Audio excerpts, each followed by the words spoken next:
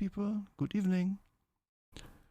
It's once more time for Tabletop Talk, and I'm joined by Emery and by Drake as usual. Their avatars just haven't loaded yet because of technical difficulties. Hello, I'm the ghost of Emery. Yes. Haven City of Violence has killed me due to the violence, you see. Yes, it Yes. is it's a real problem. The crime statistics are quite problematic. Also, Drake has just shown up, so Emery should be soon. Oh. Appear soon. Blink. Yes. Okay. I hope you don't hate me too much for making you read this. No, I'm withholding judgment on this one for a little bit. But you are not off the hook. I'm not gonna say you're off the hook. That is valid. It's I knew what I was getting into. I mean, to say, I've had this book. I have read this book in the past many years ago. After I came across it as a one list of basically what's the worst RPGs you can possibly ever read. Mm-hmm. And back in the day, I had the original version. We did not read that.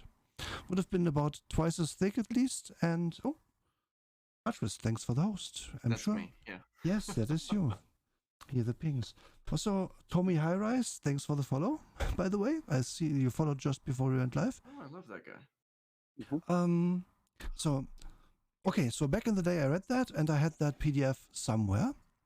And then that hard drive just died on me. And, well, that was that chapter. And I didn't really think to, re-download all my terrible RPGs I would never read again. And Freeman Ladywood's high. So, well, it's going to bite me now when we have this show to do. And literally the only version of this you can find online is the D20 version. But I have good news. All the terrible writing is still in there. It's just less of it, sadly. And I'm going to try my best. I did research, and there's other people who have reviewed this, and I'm going to go over things I remembered thanks to listening to a podcast. You went all the way with this one. Yes, I had to after I didn't find it. It was a bit annoying for me. And I would like at this point to thank System Mastery Podcast for their episode on this, which highlights the dumb shit. But we're going to get to that in due time. Well, for now, let it be known that this book was designed by Louis Porter Jr. and Charles Rice, so any ire you feel should be directed in their direction. I know Louis Porter Jr. has several more books under his belt. Yes, several more. I think this is one of the. This is one of the first, I think, he ever did. And I cannot speak to the quality of his other work, as this one has made me not want to read anything else he ever did. Oh my god. Yeah, but... No, he does Neo Exodus. Yeah, he does. Yeah. No. Not him. Mm-hmm. It's fine.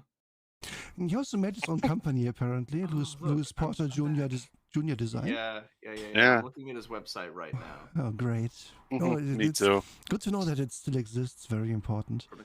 Oh, yeah. He's still releasing stuff and updating it. Let's see here. What was the last one? Oh. He has a podcast and everything. Oh, God. Okay, I might have to listen to that. Let's see here. Emery, for people who don't know, can you explain what Neo Exodus is? Okay, all right. Let me just go to his stuff. I'll go to Facts of Neo Exodus. I'm gonna go to his website. So I have touched this, which, by the way, if you look at Neo Exodus, the entire title is in a weird, almost wonton font. It's like almost Chinese menu looking. Like an American Chinese restaurant kind of font. It looks bad. It looks really bad. But okay, so let me just. Okay, I want to say think of the sci-fantasy aspects of Final Fantasy, except made by somebody who is ripping off Warcraft at the same time. Like it's that's amazing. It is so strange. Oh, and also with like modern political overtones in the narratives and people that are around. Oh, great. It is a rough. Oh yeah, Freeman. The name is 100% just gobbledygook. It's gibberish. It's just what would sound cool, Neo Exodus. It's like, okay, so we're having a new Exodus, so we're moving across. So this is a game about traveling, right? Because that's what the title implies. No, it's about grand scale wars and political strife, and it's kind of like mage punk-esque, but it's not exactly mage punk. I'm heartened that I don't find anything about this on my Google at all. Well, as soon as I saw Neo Exodus, I was like, Neopets? What? But I found this picture, which I love. This is a good picture. Yeah, that's great. Love that. So Neo Exodus is full of new races, each quite different from the norm. Cavians, Cynians, Dalrians, Enuka, Tieflings. Oh. What? Oh, it's a Pathfinder OGL book. Great. Yeah, it is. It is a Pathfinder OGL book. This guy almost always writes OGL. He does not design his own work. Well, so for those of you in the audience, that is incorrect, because he did try to design his own work with Haven City of Violence, the OG book. The OG, that's true. However, and it was not good. We will get to that. Yeah. So again, post that, he doesn't make his own work. He makes OGL content. So all the system design is done for him. Yeah, so we can't say he doesn't learn a lesson. Indeed. For those of you in the audience who don't know, the OGL is basically make your own setting, make your own stuff, add on whatever content, and you can use a certain amount of core rule sets from the D20 system, which is but what Pathfinder was built on. Oh god, it's one word. And all that stuff. It's not Neo Exodus, by the way. It's Neo Exodus. You have to say it together, because exactly. It's one. Yeah, it's one word. That's great. It's usually capitalized N and the E, the second E. Yeah. Great. Hi, Daisy. Okay. Welcome. Yeah. It looks highly generic. But they have a Tiamat with more heads, so that must be good. Must be good. More heads equals more good. 1, 2, 3, 4, 5. Yeah, 7 heads. It's 2 more. Yeah, 7 chromatic dragons, but no arms to make up for it. So I guess it's a very original design. Tiamat becomes a wizard. Yes.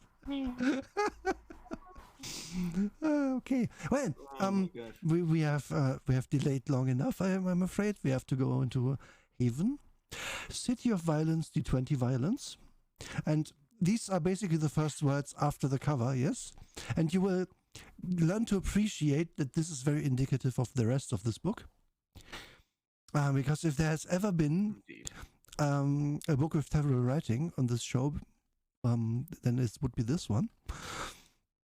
So what is this? This is a D20 book, D20 Modern, which I personally never played. I read it a bit, but it's basically 3.5 in the modern times. Yep. Pretty much. Set in, the aforementioned Haven, City of Violence. And that's basically a large city set on the eastern seaboard. That's kind of like New York, but not really, and kind of like other movie cities, but not really, where we can have adventures. I think the book mentions it being like 40 miles north of Baltimore or something. I've forgotten. It doesn't really matter. Yeah. I mean, and it's all good. Yeah. Figuring it out. So, and you're supposed to play, basically criminals, probably criminals. You could play as police, but they're also criminals. So in the setting, so it's realistic. Yeah, in that regard, this author sometimes hits the mark. Wow. Yeah, but in this book, it's like, oh yeah, these are the bad cops, and you can be a good cop, but then you're gonna have a hard time. I think at least that's what I remember. So up front, like we've done with every single book, I have maybe about 3 things I actually like in this book. I think it is only 3. I think it's a good idea to do things we actually like at the end after we've shown everything else. Yeah, I'm going to wait. I'm going to wait on it. It's so good. But I will say, I mean, the cover is nice. This is what originally drew me in, because this is not bad. The art for this guy's products are actually really good. I am right now looking at a bunch of the Neo Exodus art, and like these are good designs. They're cool. Yeah, I do like feeling this Rowan Darts guy is someone he must know and who works for him, because I think I've seen this and this kind of. I am not saying this same guy, but I see similarities. Could be with many more years of practice. Could be the same guy. Possibly, I don't know. Yeah, this guy's actually really cool. Like he does Rowan Dots has a lot of really good art. Yeah, and we have some additional art by Jason Walton. So one of the two of them, I think Jason Walton probably did the black and white stuff, because that looks it's very different. Yeah. But anyway, so you are supposed to be a criminal in this, and we start with several pages of a very hard-boiled story about a guy, who is some sort of freelance guy for the mafia. There's and so many pages of this. Yeah, it has 2, 3, 4, 5, 6 pages, and this bit. I was tempted to kind of read this out, but it is too long. It would take a long time. But let me just wait. We have to. Oh yeah. Oh boy. Are we ready? I'm so ready. Let me find this. Did I put this in my notes? Give me a sec. Okay, so who wants to play the part of the prostitute? No. Wait. Oh yeah, we can just find the prostitute. That's a good one. Yeah. Yeah. So the incredibly offensive prostitute. The prostitute doesn't have a speaking role, so it's gonna be just right. So let me just recap this. So this guy gets called by some mafia guy, gets called in. Is a hardcore asshole, and this is all flavor text. This is just setting the mood for the game in 7 pages. Freeman, I'm gonna be real. Like 70% of this book is flavor text. Yeah, and it's just it really is. So we yeah. So and then they go to meet the Red Wing Tong, which is one of the other crime families. In these are obviously the Chinese, because it's a Tong, and this person has Googled what the crime syndicates would be called. And so we now arrive at their restaurant, because obviously restaurant, right? Oh yes, because every single Asian gang uses a restaurant as their front. Like straight up, you've watched one John Woo film. Like, dude, yes. And immediately noodle shop. And so and so now our character, who is by the way tasked with defending the 2 capos of one of these crime families, who are both going to this meeting, which is a very realistic thing you totally do when you're in the crime family. You're going to the enemy territory with both of your main leaders, and then nothing bad's gonna happen. So they roll up, and now we get to this part. I looked over the street, examining everything going on around us. I saw everything from the old man selling noodles on the corner to the 3 young kids who had just stolen a few apples from the frontmost street stall of the Korean market, to the transvestite hooker making a sale of his goods, to 2 young Navy sailors fresh off the boat. I think those 2 sailors are in for a big surprise at the completely wrong type of night. Thank you very much, author. I'm sure that, again, this is of course in the voice of this character, but reading the rest of this book, this is very much the voice of our author. And it's the author, our author would also casually misgender this prostitute. And well, thanks. And then to sum this up, surprisingly, this whole meeting is a setup. And our main character here, who we have grown to love over the last 6 pages, gets shot and killed. And I guess that's supposed to be and you're gonna die instantly. Yeah, that's supposed to be a lesson in this place. Yes, in Haven. That is actually City one of thing. Violence. We are not going to get to it for a really long time, but the GM advice in this book is like 2 pages long. Yeah. After all of this nonsense, actually how to run this setting to a GM is like 2-3 pages long. Yeah. And one of them is, oh yeah, life is totally cheap, and your player should always fear death all the time. And you know, there should basically always be a sniper up on the ridge that's ready to just the party member that you don't like, just their head explodes. Yes. And you're done. Yes. Like I cannot stand that vibe. Yeah. It's also very important to realize what this book very much omits, namely what's an RPG section. Any explanation that this is a product of for D20 Modern, if you didn't see this little sticker, there would be no indication what this is for. They do not tell you how to play this game. They do not tell you how to play this game at all, right? I mean, it is a supplement for D20 Modern, obviously, but I would expect them to, you know, say that somewhere else except there.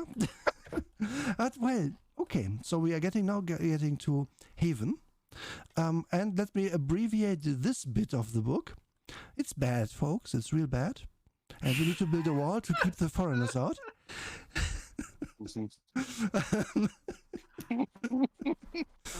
I might have to, at some point, run us back around to Neo Exodus to see if this man has increased his abilities. I would honestly love this. So, what you really want to know about Haven, of course, is that it's 760 square miles of area. It has the highest point in Wintermount Peak, which is 1,123 foot above sea level. And the lowest point is Haven City Bay, 278 feet below sea level. So that's the Bay Trench, yeah. That's assumedly under the water, so this is where the harbor would be somewhere. And the tallest building is the Coal Tiger Multimedia Tower, which is 1,200 feet tall. These are important things you will refer back to a lot. Yes, because my parents are always asking what's the tallest building in the city. They always do that every time. I don't know why. I guess it's because they played Haven City of Violence. No, Freeman, not an actual wall, but don't worry. And the population. Just to react to chat. No, Freeman, not an actual wall, but don't worry. All the black people are on one island, and it's fine. Also, and they misspelled ethnic as ethic. This is on the eastern sea. This is a city on the eastern seaboard. Yes. One moment. Yes. There is no fucking way that is the warmest day recorded, and that is no way that's the coldest day recorded. The eastern seaboard goes down to like negative 30 degrees Fahrenheit in a bad winter sometimes. Yeah. Like, dude, what are you up? What are you on? We had minus 19, I guess. And these are averages. I do love my 5% various ethnic races and diversities. Yeah. I also like the idea that you can go here, and every time you shoot a guy in the street, you can just do -1. And eventually you will be...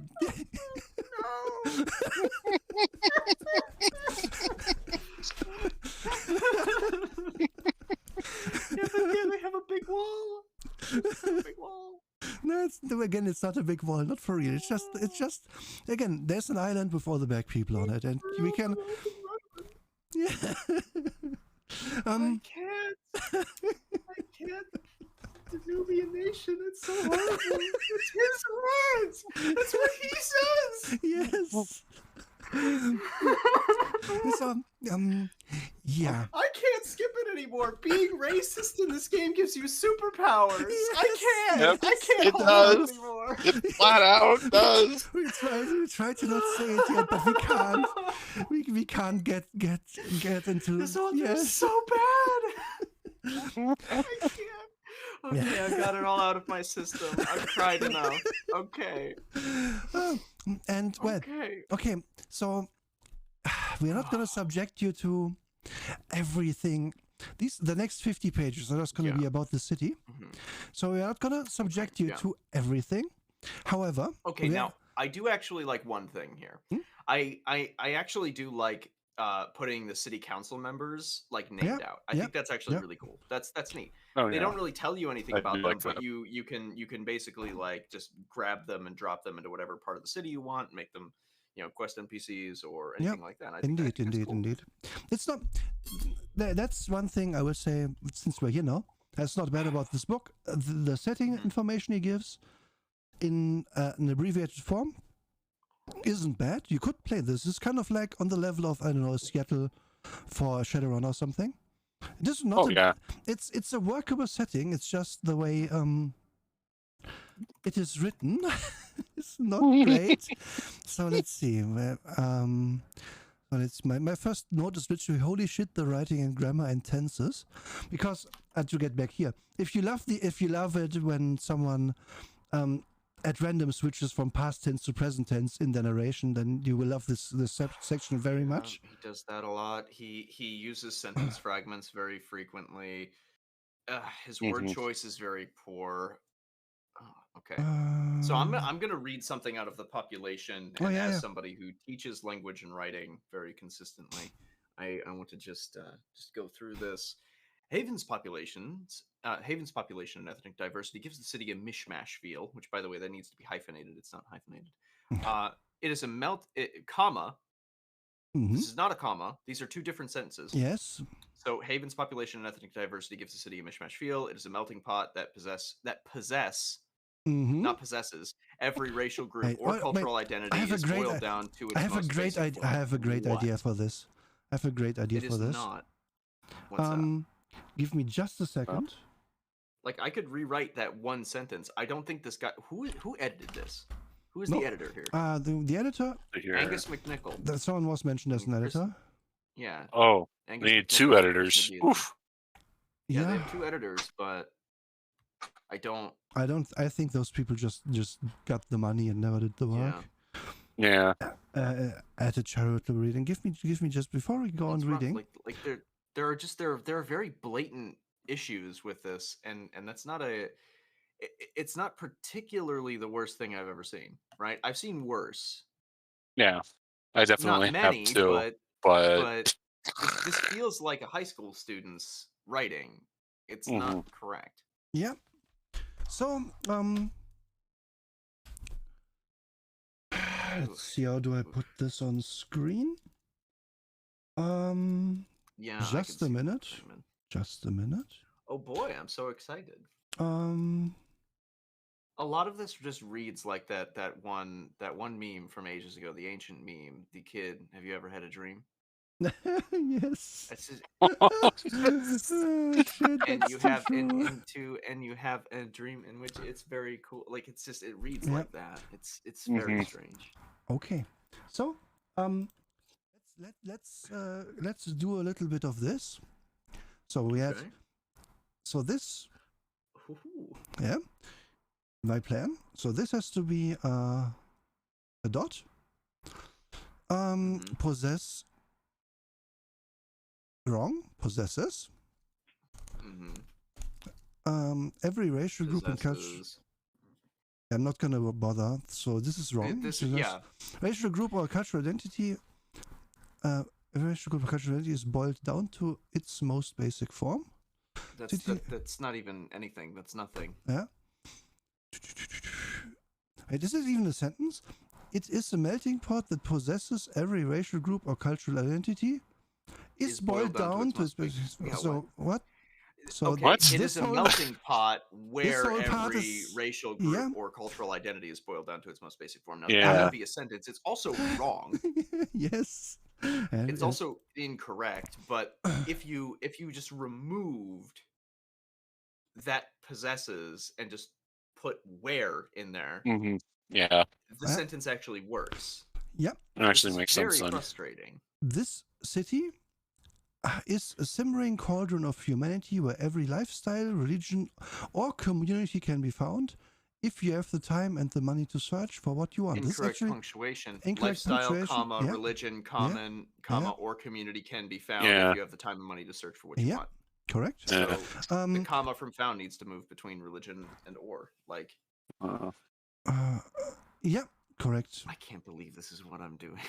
I can't believe this is what I'm doing on Saturday. It's normally your work, yeah.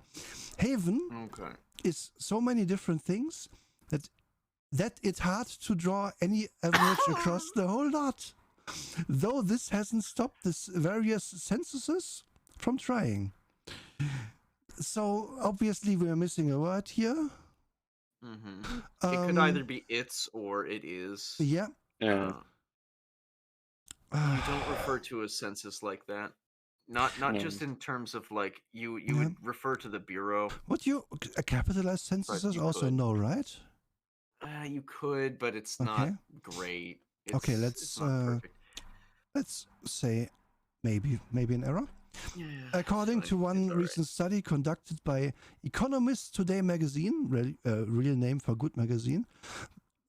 Okay, I know this one. It would just be the average Today. Income for a family in Haven is 28,000. Then please don't do this. This is garbage. That's bad. So no space after your comma for your number. No. The average family size is up from last year number of 4.6 to a total of 5.3 people.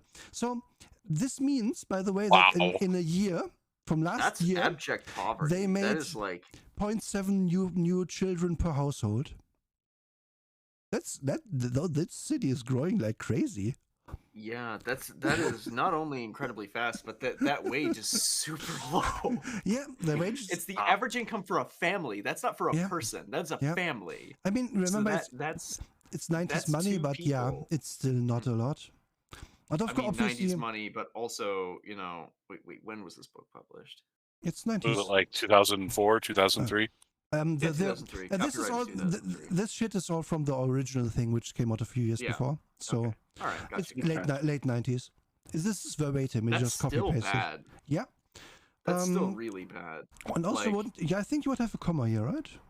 Or at least that wouldn't be wrong and would make it read better. Let me get to it. I gotta get back to it. I lost it. Okay. Conducted by Economist Today magazine, comma, the average income for a family in Haven. I would put a comma here. I think you can or can't, right? You could. You wouldn't. You wouldn't. Okay, it would be an error. No. Hold on. What I'm trying to say is that you wouldn't. You wouldn't put any parentheticals around this. This would just be, you would just italicize Economist Today and then put a comma. Okay, the comma. So the comma, you agree with me? Okay. So that's correct, but just the way that he's. So this is. We basically picked one. We could have done this to any paragraph in this book, any one of them. It's all terribly written, and there wasn't. You can't tell me, and there was an editor involved. And if there was, the editor was in grade school, because this is garbage. This is D. This is a D grade. Yeah. If you find, I don't know, if the only wrong one would be possessed, then it would be like, okay, you didn't see that one, fine. But you can't also have no punctuation. Have two other instances where it's just words are wrong. Your kerning is wrong. Last year number. Where you're not supposed to. Yeah. It doesn't get better, does it? No, it really doesn't. So, no, it really doesn't. This is all from a few. I had to open anything. So, whoop. The correct sentence there in that last bit would be the average income for a family in Haven is 28,64, while the average family size increased from last year.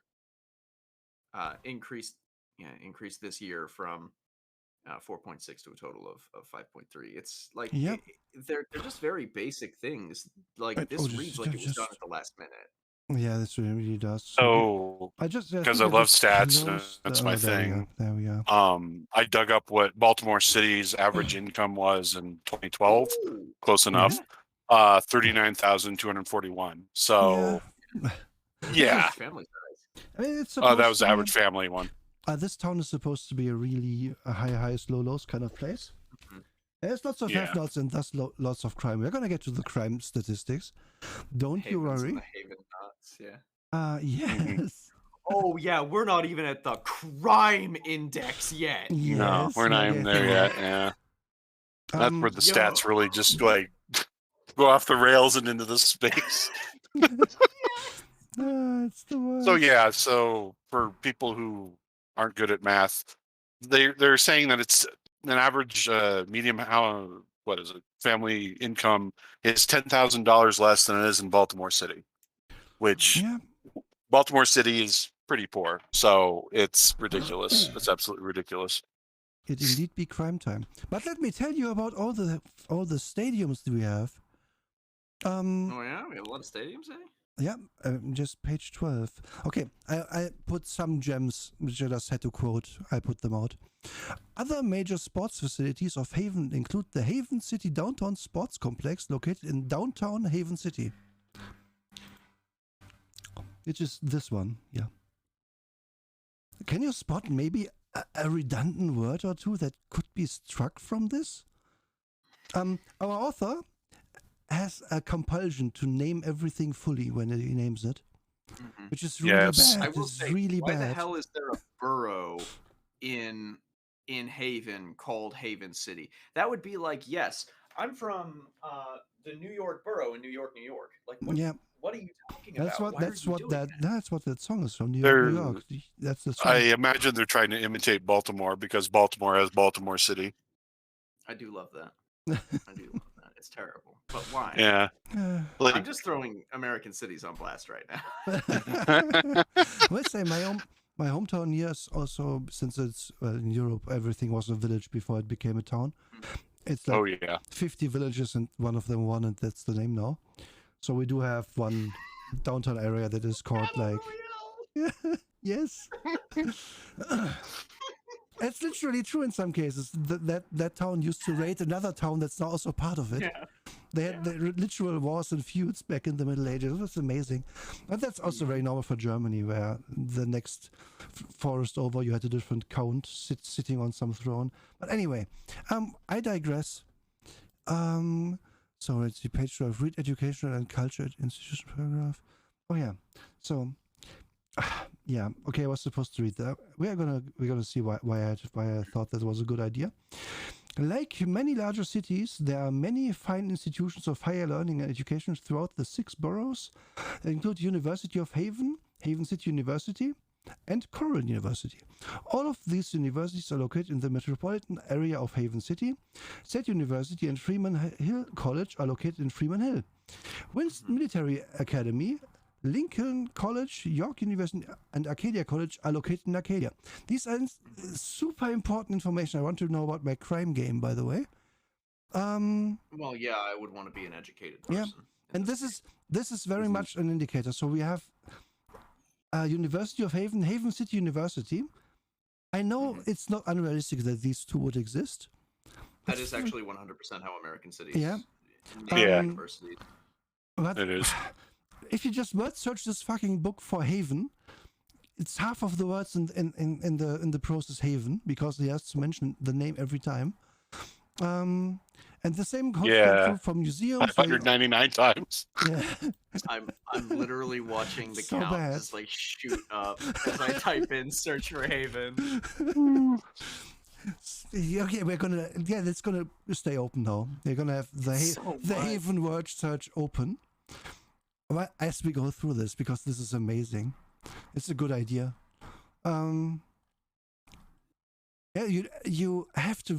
Oh, look at that! I missed this one in my read through. You have your place, Germantown. Yes, Germantown exists. It's great. It's, yeah, it's one of the many shit places to be in this town. Get out of here! Arcadia's team is called the Fighting Dragons. Yeah, that's awful. That's so dumb. Significant purpose. Yeah. Arcadians called them the Atlanteans or something. I would like to next draw attention to the government of Haven as a headline. Oh boy, yeah. And the subheadline, City of Haven Government. It's literally on the next paragraph after. Yeah, no one proofread this. No one. Absolutely no one. It's impossible. No one did, yeah. It's no. Yeah. It's just no. There's just so many places where I can just I can flip to a random page and immediately find something that I have an issue with. Yeah. Just grammatically, or just why did you choose that word? And why did you go into detail about this? What is this? Why is there an invisible haven just in the background of? Yeah, look. The word search found it. It wasn't mentioned often enough. It's a watermark. Yeah, it's a watermark. He watermarked it. No, it didn't. It's only there. It's only the one page. I love that. Oh, the search is broken below this because there's too many of them. I found 82, and then it stopped searching, and then it said, no, you have to go to a new section. I have 134 matches just until page 14. Yeah, the first draft was indeed written in Courier and then just printed. Yeah, I mean, there's a lot of this here, and it's so frustrating to see because like this guy definitely wants to make something solid. Like we're not seeing a cynical attempt at creating this. This is somebody who wants to make like Sin City and you know like Stranglehold and all of those like very gritty or high action movies. Yeah, it does into a tabletop game, while you know still fitting within the framework of what they like to see out of that. But I don't think this guy has a very good idea of what makes those settings and stories interesting. There's a lot of work put into it, but it's not very. The result is not good. Yeah, it's very surface level. He's definitely earnest in what he writes and how he presents it, but at the same time, I'm like, a little this is lost in translation. Yeah, it's like also very on the nose at times. For example, so we now start. By the way, with no indication where we are. So we were at population economy. Then we just went to government, which has a different headline. So I assume we're in government now. And now, so now we must be in Arcadia, which is one of the boroughs. So yay. And the first quote about this that we get at all: this place is like being Las Vegas, only better. This place has the best girls, the best drugs, and the police give you if the police give you any trouble, just make a donation to the Benevolent Police Retirement Fund. Archbishop it's kind of funny. Charles Dutton, the head of pastor of St. Anthony's Triumph Church. The thing is, the thing is, this is a good thing to do in, I don't know, if your character in a movie is talking. And he is the Archbishop, and the point of the movie is that the Archbishop is, very, very not good. Or if it's like the opening of a Tarantino film where like this guy says that line and then he turns around and puts his clerical collar out and goes out to indeed the issue. The issue is that if you don't have that setup, this is just terrible. Because this, you have to assume that this quote was given to the author. That wouldn't happen from this Archbishop, obviously. So, but he makes an earnest attempt at doing good writing, but it's just not landing. I'm not sure how much we have to talk about this, but basically what this boils down to is we have Arcadia, where people make slightly more than the average income, because it's very important we know it's exactly $30,426. Yeah. Not only do we need to know the average income of the city, we need to know the average income of each borough. We also need to know how many white people and Hispanics and so on there. It's also we have to know. It's required. Of course, by 5%, everyone else. Yes. And the thing is, he mentions white people, Hispanics, and Asians, African Americans, because these are the gang people. These are the big gangs. We have the mafia is the white people. The Hispanics are the Sangre, I believe. The Asians are the Tong, and there's also a Yakuza family for some reason. And there's also the Vietnamese gangsters. Oh yeah, true. You're right, obviously. And then we have the Nubian nation. Who are the African Americans? And yes, that is what he called it.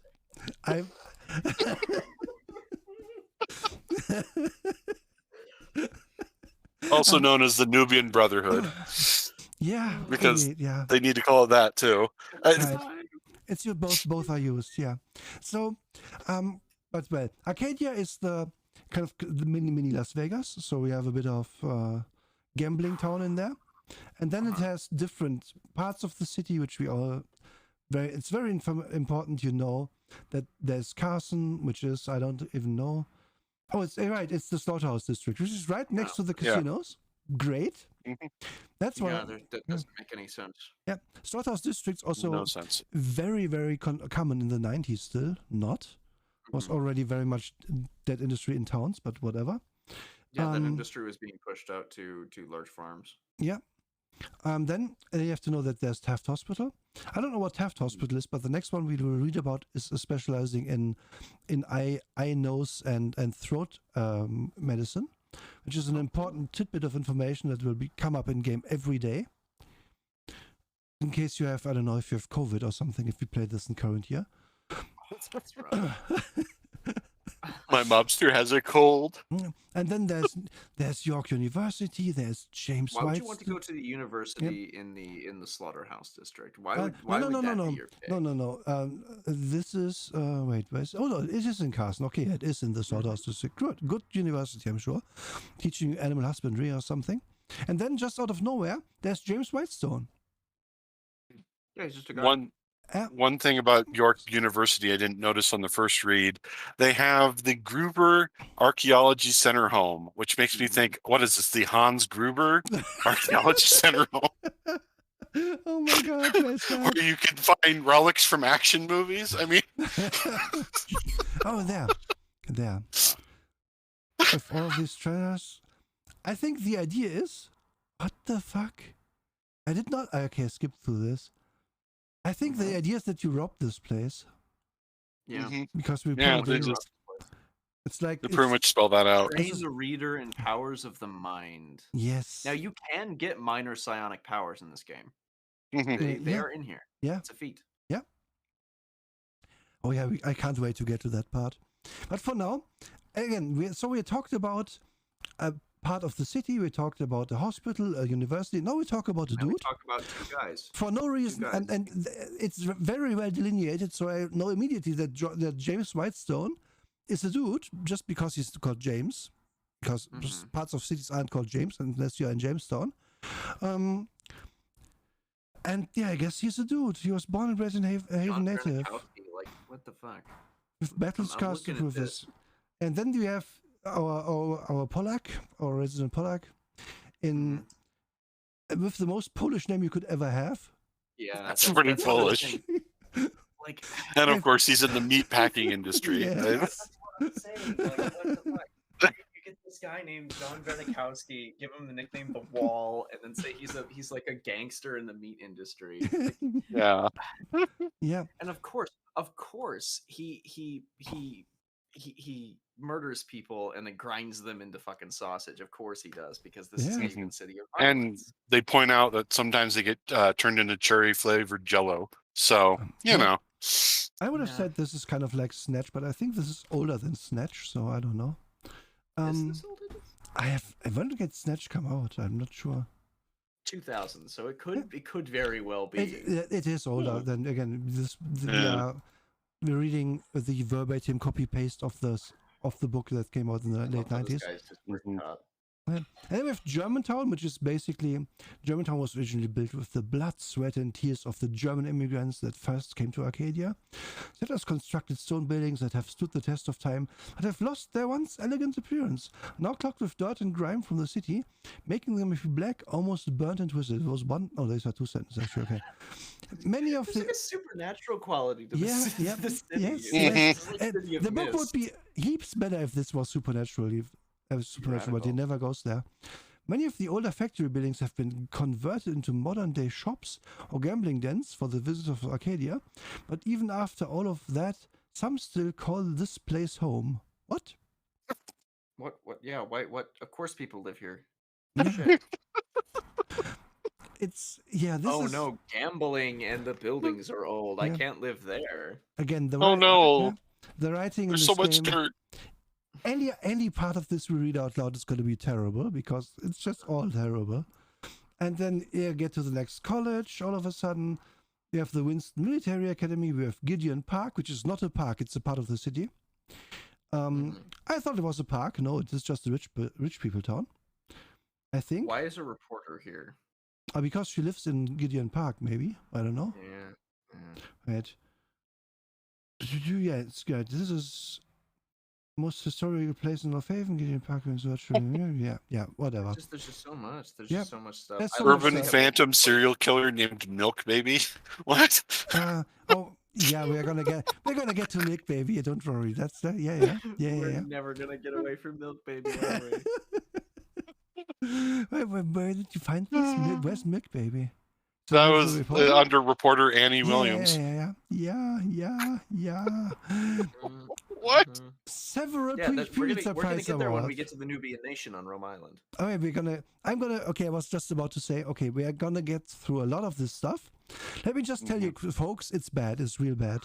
It's all bad. There's like 3 or 4 different rich people areas there, and then there's pretty much just a ghetto for everyone else. Everything else is ghetto and shitty parts of town where everyone is just to be tough and to survive, and they have to have the battle scars to prove it. And literally, like 4 different things that just read exactly the same. Yeah. It's just a ghetto of every flavor.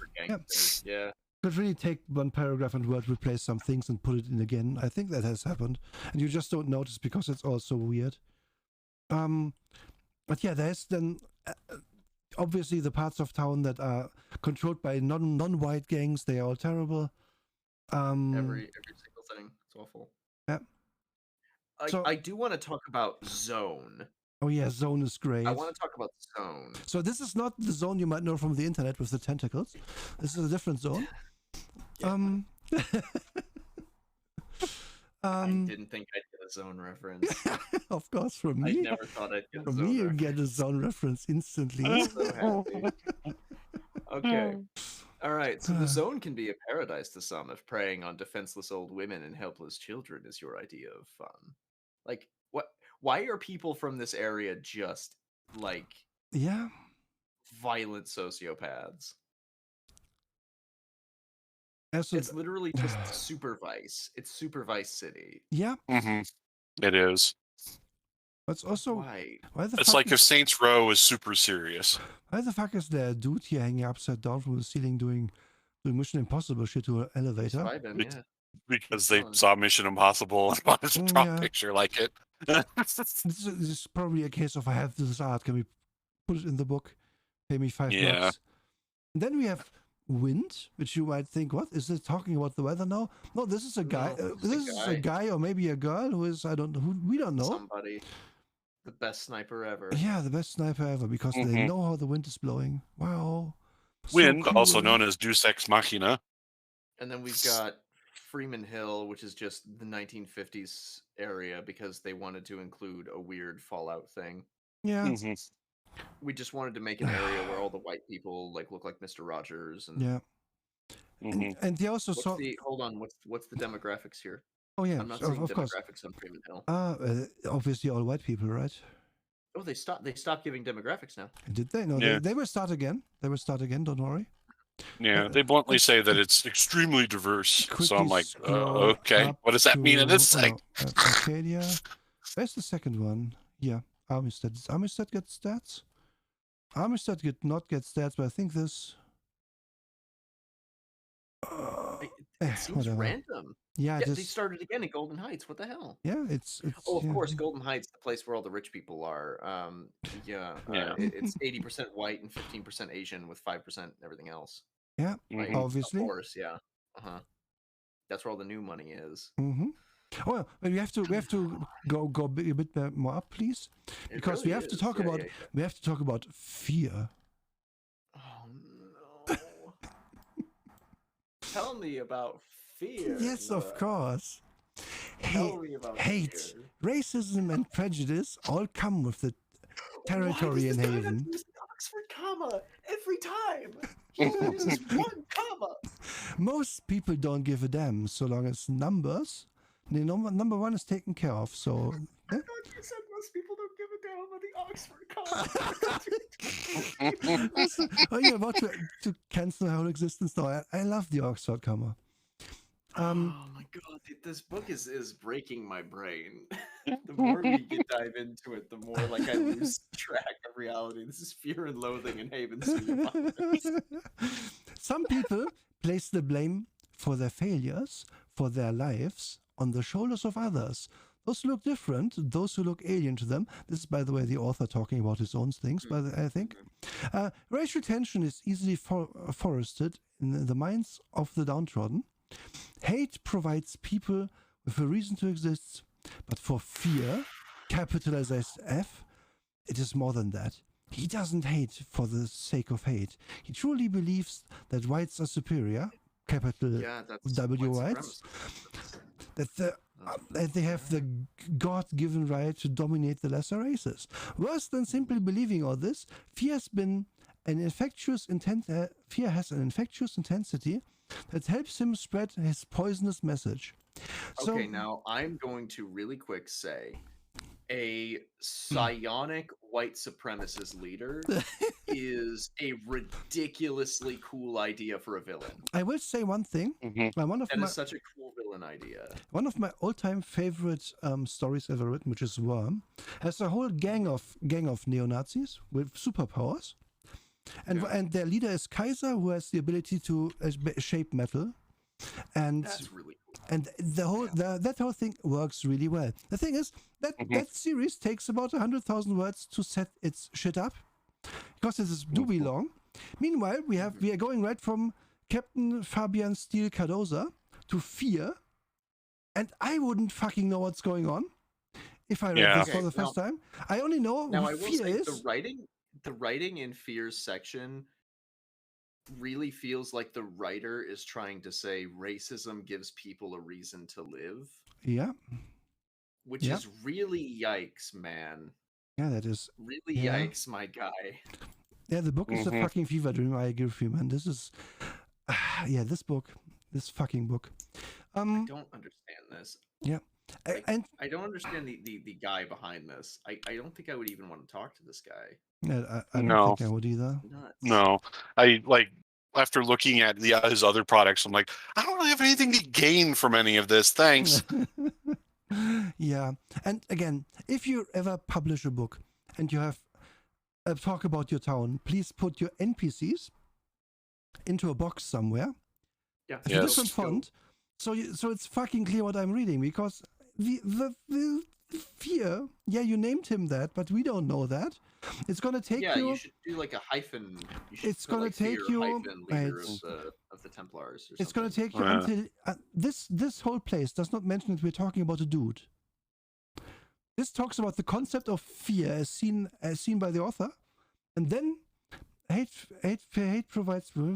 But for fear, now it's capitalized, and we realize, what the fuck, is this a person? Yeah. It's more than that, and this is terrible. This is so terrible. It's bad. It's really bad. So bad. It's so bad. I can't believe that this white dude is pitching racism as the reason for existing. Like, bro, what? Yeah. My man, what? It's. I mean, the most charitable impossible for this garbage is that it's like, okay, we've put every bad person here, we have to put the racists in as well. But you get the feeling that there's a lot of spotlight on them, let's just say, if you give them their own prestige classes later on. There's a lot of like strange decisions here. Oh wow, there is so much fucking stuff about the city. Why are there so many? So Golden Heights, the rich part of town, mostly white. The rest of them 80% white, 15% Asian, 5% remaining. So 15% of people commit 50% of the crimes. Lol. Let's quote that statistic if it means anything. And if you don't know what I'm talking about, just keep it like that. It's not worth your time. Not worth it, yeah. And then you just go on and on and on and on and on about the city. Then we have downtown. And like they have a place called Ant Hack. But the thing is like when you contrast that with everything else he's written, could Ant Hack be a person instead? Yeah. Just like Fear is characterized as a person, but also as a thing with this. Oh my god! Yeah, it's so bad. It's so bad. This is a place. Ant Hack is a place because okay, you named it that. Nice. Please, God.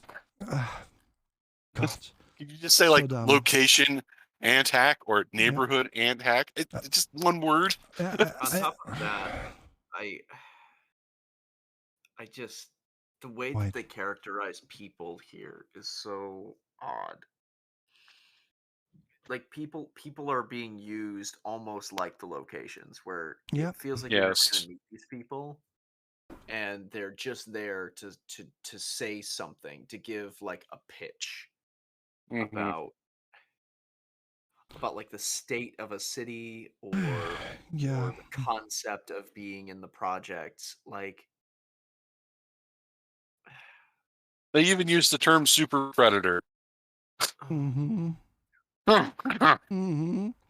When you hit Cyrus on Rome Island, it's so strange where they straight up like demonize this guy.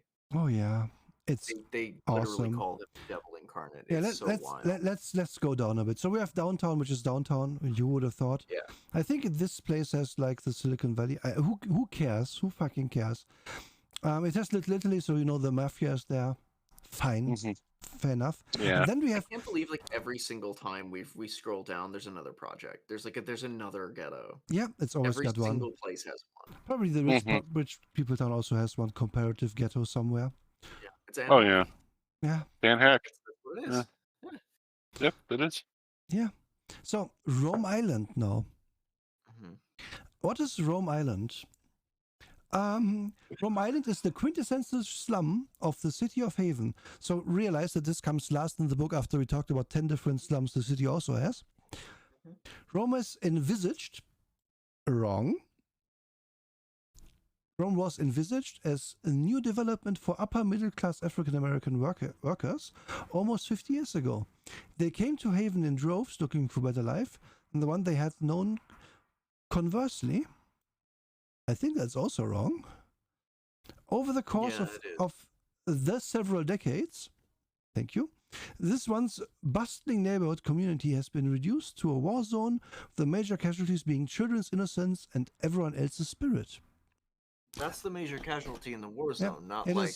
I'm heartened to hear not that, like that people being shot. Yeah, no one dies here.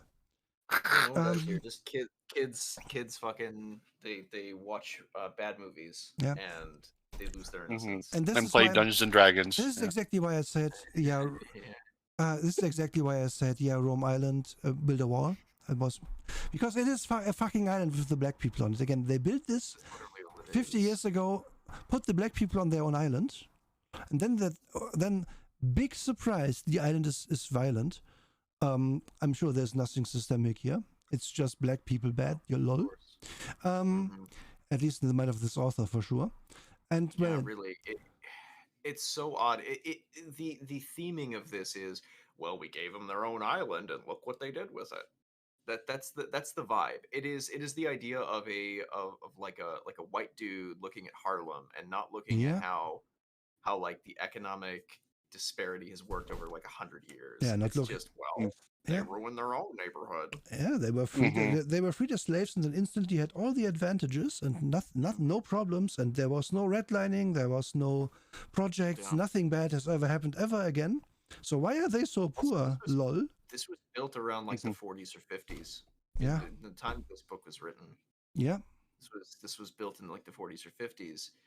That's a pretty, I don't know how much everybody knows about American history. That's a pretty fucking rough time. I don't think anybody would have trusted that shit. But okay, all right. Yeah. So, this big dangerous shows the author's very good knowledge about history.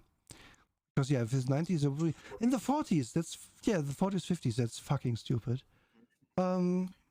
Average time for a police response is 3 hours and 42 minutes, and after dark, not at all. Okay. Yeah. Cool. They mentioned there's only one police precinct on the whole island. And that's basically where you send all the cops you want to die. Yeah. One completely ruthless individual known as Cyrus now rules the entire area of Rome Island. For a few short years, Cyrus and his organization, the Nubian Nation, devastated, annihilated, and nullified any other rivals or competition on the face of Rome Island. On this little island, Cyrus' word is law, and to break it invites complete and total destruction of the offending person, their family, their friends, acquaintances, and any other person that might have known the offender. So, please, hyperbole is nice, but please stop a bit sooner. Yeah. This guy, like, I don't understand how you can get like this crazy. Like, any small infraction, okay, you die, and now I castrate every male family member. How does anyone on this island have testicles? Welcome to Racism Hours, Gnome. Yes. Welcome to Racism Hours.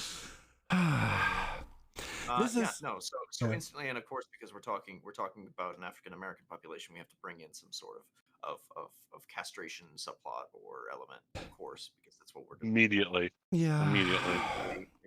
because we have to talk about genitalia. Yeah, they have big. And they always have to say with a rusty spoon and other such things. It's like, come on, guys, good. Yeah, come really. on. The thing is, this is not. I'm going to be real. Even in Haven City of Violence, D20 City of Violence, this is just not believable. Yeah, this is not believable.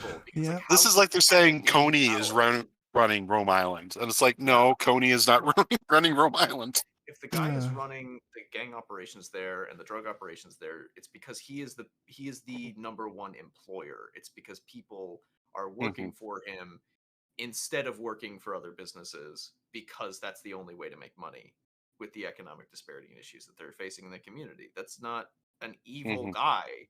That's just the guy who controls the crime in the area. Like, I bet you would meet Cyrus and he'd actually be all right. Probably is. Okay, now since we arrived at Rome Island, I have to do my first aside for stuff from the original. So, again, thank you very much to System Mastery Podcast, who I had to listen to remember some of this stuff. I did own this book, but the PDF got destroyed. So, the original book had its own skill system, which was D20 based. And kind of worked like 3.5, so that's your die plus a bonus. And the thing is, the bonus was, I think at most you could get was like a +4 or something. And so you had skills, and the skills worked really well. So for example, if you had art as a skill, you could be like, can I recognize that piece of art? And then you could roll like, and they had a list of difficulties, which was like, a 10 is recognized that's a fake diamond. And the 20 on that list was recognized the Mona Lisa, and the 25 was recognized the Hope Diamond. Okay. Which is real smart, because you roll the 20 +4 to get this. So good job on your rules. Yeah. And well, you had a disguise skill. And now I invite you to guess what the DC is for disguising yourself on to fit in on Rome Island. Like 40. No, it's 25, the highest DC you can have. Wow. Which I was gonna guess something like 20 or so, but you can. I mean, you can literally only read one thing into that, namely that the author thought no one would play a black character. No one, and it would be real hard to fit in if you aren't black on Black Island. So 25, right? Yeah, you can roll on that 20 and do it maybe. Yeah. Put a scarf around your head. The introduction to this is talking shit to a white guy about coming to the black neighborhood to buy drugs. Like, that is the intro to this section, and it just is there nothing here, Haven City of Violence, D20 City of Violence? Is there nothing here that you could be at least a little bit sympathetic or kind to? Is there literally nothing? Is there no character who is actually, interesting or nuanced? Like, this is just the most edgy scene on the tin anything. Yeah. Nobody has any reason for doing what they're doing. They just do it because they're bad. What was that movie called? Fuck. I love that one. Yeah, Fuck's my favorite movie of 1984. I will Google this. I have to make my own fun. I apologize. No, it's fine. And while we're talking about skills, the Sucker Punch is the movie I was thinking about, which is also Style Over Substance, the movie, which is very much this book. Just Sucker Punch, actually. It's enjoyable to watch as long as your brain is off. Yes. So, about these skills, you could have a physics skill. I don't know why you would want it in this particular game. But the 25 difficulty was invent a new law of physics, and you do it on on a net 20 on D20. Thus, you could go into a garage every day and say, I'll invent a new law of physics and roll your die. And either you eventually roll a failure and you die, a crit fail, because you roll a 1 first, or you roll a 20 and then you can have, like, I don't know, no more gravity or something. You become a superhero. So that's very, very, TLDR, this guy didn't... Law of physics. Yeah. Yeah. This guy did not fucking know design either, so it's not like he only wrote shit. So, okay. That's my first aside about the old game. Or maybe it's basically all that I have to say about it, except it was... D20 Modern is, I think, not super deadly. The old system was basically you get shot, you die. Which, yeah. Obviously, right? Okay, can we talk about Lighthouse and the Milk Baby? Yes, we can. Let me just try it. Yes. Would one of you like to read it out loud? I don't want to. Okay, all right. So I'm gonna do the Lighthouse and the Milk Baby. All right. Okay, just sure. Let me just go for it. Okay. This area of Rome Island was originally built to help ships out at sea to find their way into the harbor of Haven to bring goods and services from all over the world. Nevertheless, now the lighthouse shows the way to Hell Haven style. The sandy beach that surrounds the lighthouse was originally as white as the driven snow. On the contrary, now looks like the color of muddy slush on the unforgiving streets of Haven in the dead of winter. Okay, so yeah, of course, the pure white thing had to turn brown when it's bad, huh? Yeah. Huh, right?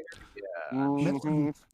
Someone sure was in Metaphor 101 and paid attention on day one. Waste, small animal bones, broken medical syringes, and other types of hazardous medical waste. Really cool. Okay, great. Great place to walk barefoot if you're looking to catch a very lethal and fatal disease. Those are the same thing, you idiot. Just use one or the other, you fuck. Oh. Okay. In the recent past, the lighthouse has gained some important notoriety in the local Haven news. Many believe that it's a thing the press has dubbed Milk Baby. That haunts the area. Like Bigfoot or any other type of urban legend, many have claimed that they have had friend that have seen it, but no one has seen this legend firsthand. Although what has been seen are the bodies of individuals who have been attacked and killed by unusual means or for strange reasons. Is the lighthouse really haunted? Most people say so. Others laugh at the prospect. Nevertheless, not a soul ventures there anymore, regardless of what they say they may believe. Can't. All right.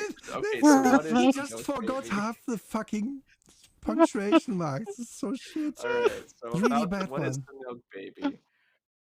Okay, I'm gonna keep that strange read I started doing. I'm just gonna go with it. All right. It's the vibe. If you don't believe all myths are based on facts, hope you do not get a chance to meet Milk Baby. Many believe that Milk Baby is purely an urban myth, a story to keep people away from this place still. Who would want to come here anyway? Many have claimed to have seen Milk Baby, but no true identification has been made. All that is known is the list of atrocities that are attributed to this beast, and the one thing they all have in common: the putrid, rank odors of sour milk left out on a hot summer day envelop the victim's body.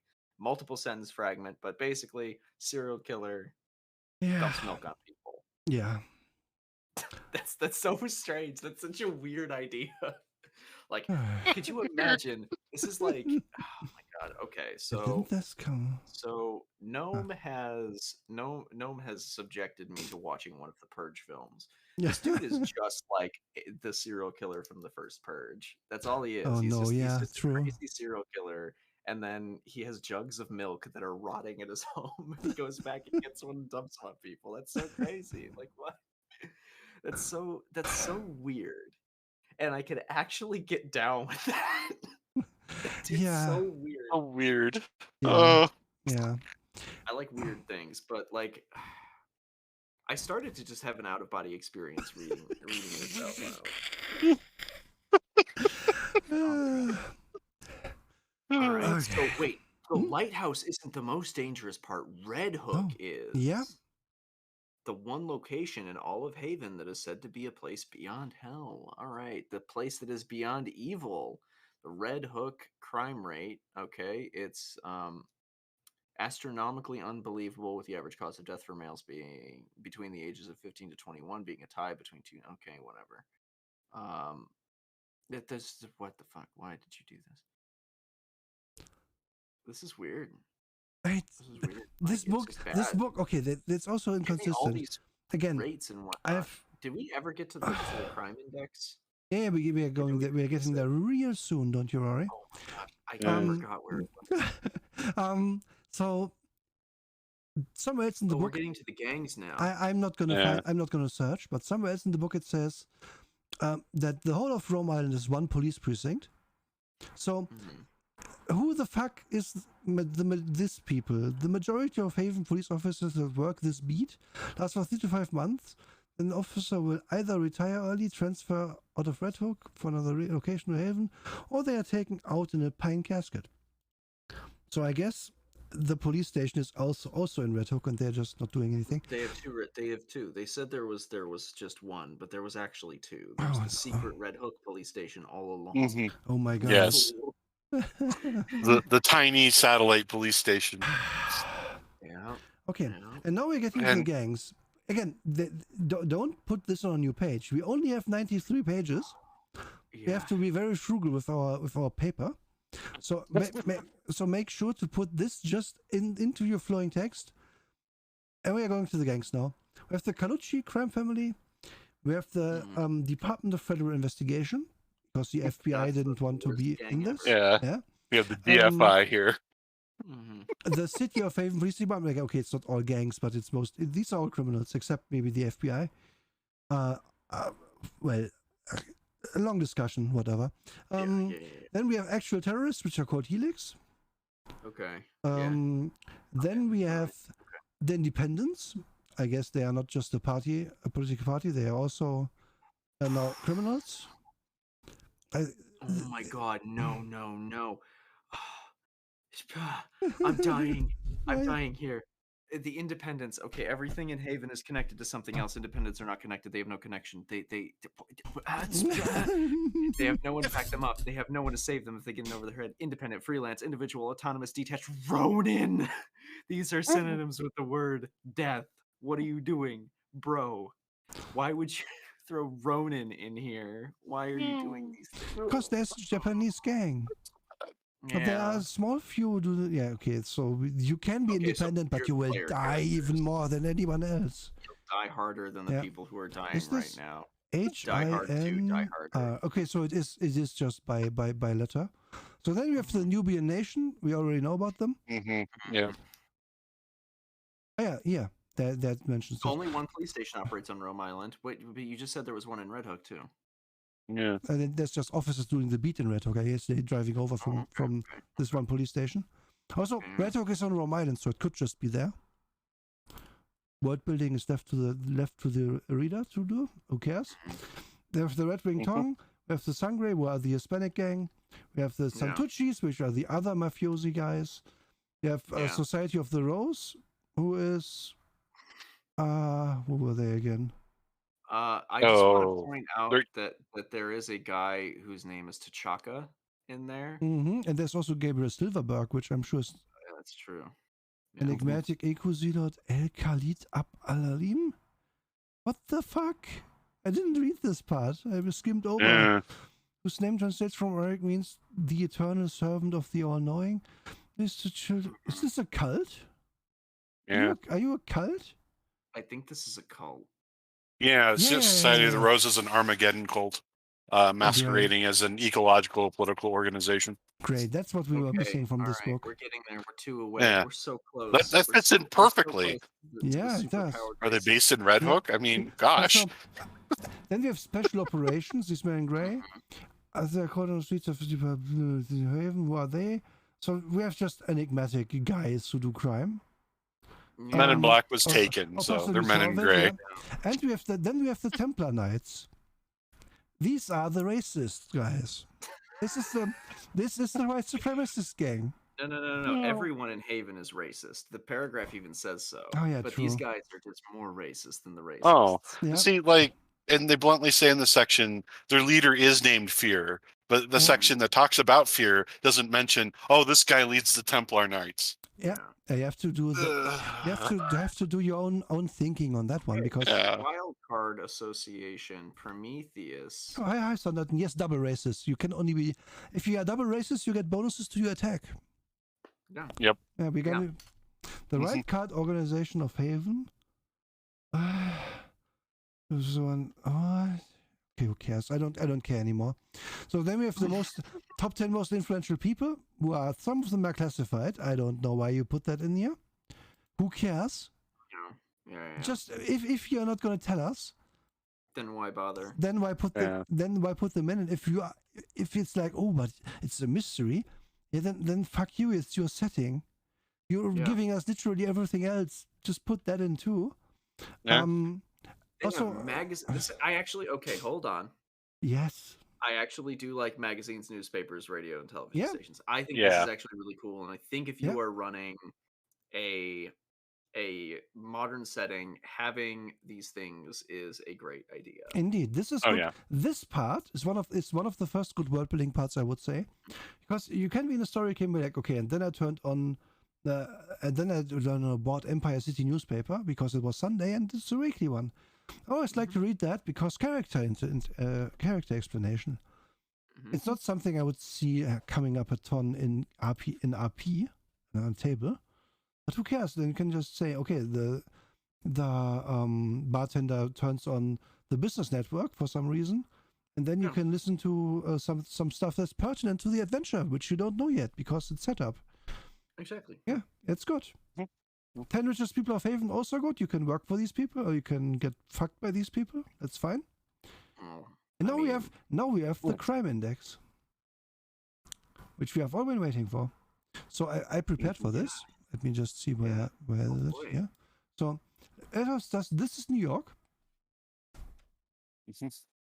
And do you guys want to just note really quickly how Rome Island always has like the highest? Yeah, of course I would do that. Crimes. Yeah, well, it's not true though. Except for robbery. There's more arson in Armistead and in Freeman Hill. No, it's not true. You're right. I looked at the wrong. The only thing is robbery is lower because there's nothing to rob, right? Yeah. And rape is lower. Everybody's castrated. You don't rob anyone because what's the point? No one has anything anyway. Yeah, this is amazing. So we can look at total numbers for now. So let's just look. Homicides are actually pretty low. Hold up. No. Homicide's not low. No. What I'm saying is compared to the other numbers here, like it's pretty. Oh no. It's incredibly high. I'm not saying that it's, but compared to these other numbers, it's... and we would expect for a city to be that is this lawless to have more. But the thing is, obviously, for it to be a homicide, they have to find the body. If the guy just vanishes, then it's baby. You don't find the body. Yeah. This is all just Milk Baby 1650 guys. Because everyone else gets turned into sausage. We went over this. Oh my god! I'm gonna be real. If I could steal Milk Baby for like an urban fantasy setting, that's great. I love the idea of just some weird worm creature. You can put that as your fourth thing you like about this book. Unless it was along with the psychic white supremacist leader. Again, this is not all of this is bad. The thing is, a lot of this is superfluous. And the neo-Nazis need to shave their heads for the psionic waves to get out. Yeah, and it's you can wear the aluminum Pickelhaube then.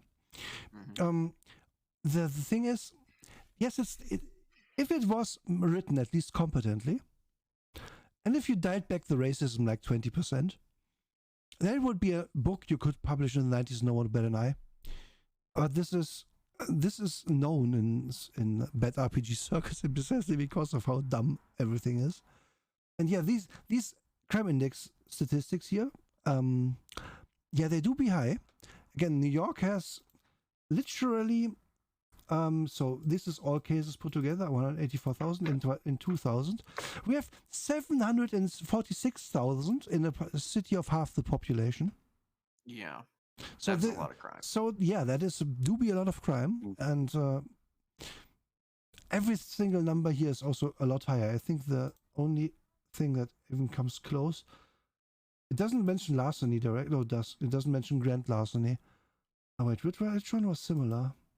Oh god, I can't wait till we get to the timeline. Felony assault. Oh, we don't have. No, we have assault, but not felony assault. Okay. No, rape. Yeah, the good news is rape is only 2.5 times as high. That is actually really. That is actually pretty good compared to all the other numbers. Yeah. Yeah, but it's always good when a book mentions rape statistics. That's great. That's really cool. We really want to know that. We want that to be a theme in our game. Yeah. Let's just scroll down. No joke. Actually, some of the AD&D players I've played with pretty consistently, way back when, would have loved that. Actually, they would have thought that was a great thing, which is just disgusting. Yeah. Sometimes you leave the group you're in for a better one. Yeah, I'm glad that I got a new group. So, the last few years in Haven, yeah, we have the timeline, indeed. So, the last 5 years, this is something you could make good. This is like, what happened in the past, which informs what where we are today. But you already basically have gotten all the information. I mean, there's a bunch of gangs and crime syndicates, and they all hate each other. Yeah. This is only just going to reinforce this. But the thing is, Milk Baby is mentioned here again at some point. The lighthouse, yeah. Yeah, hell yeah. Yeah. Milk Baby. Yeah. Would you like to read this out as well, Emery? Yeah, I'd love to. All right, I'm getting in. Anytime Milk Baby is here, I'm in. All right, okay. When the first body showed up on Rome Island by the lighthouse, it seemed as if it was some type of unusual gang-related killing. The only thing different from this killing was the victim was crucified on a wooden cross at the lighthouse's beach, and the rancid and putrid smell of sour milk encompassed the body of the deceased.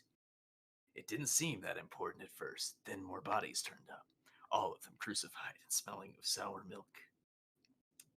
You can't put those two things in a sentence. One of those is very silly, and one of them is a real hate crime.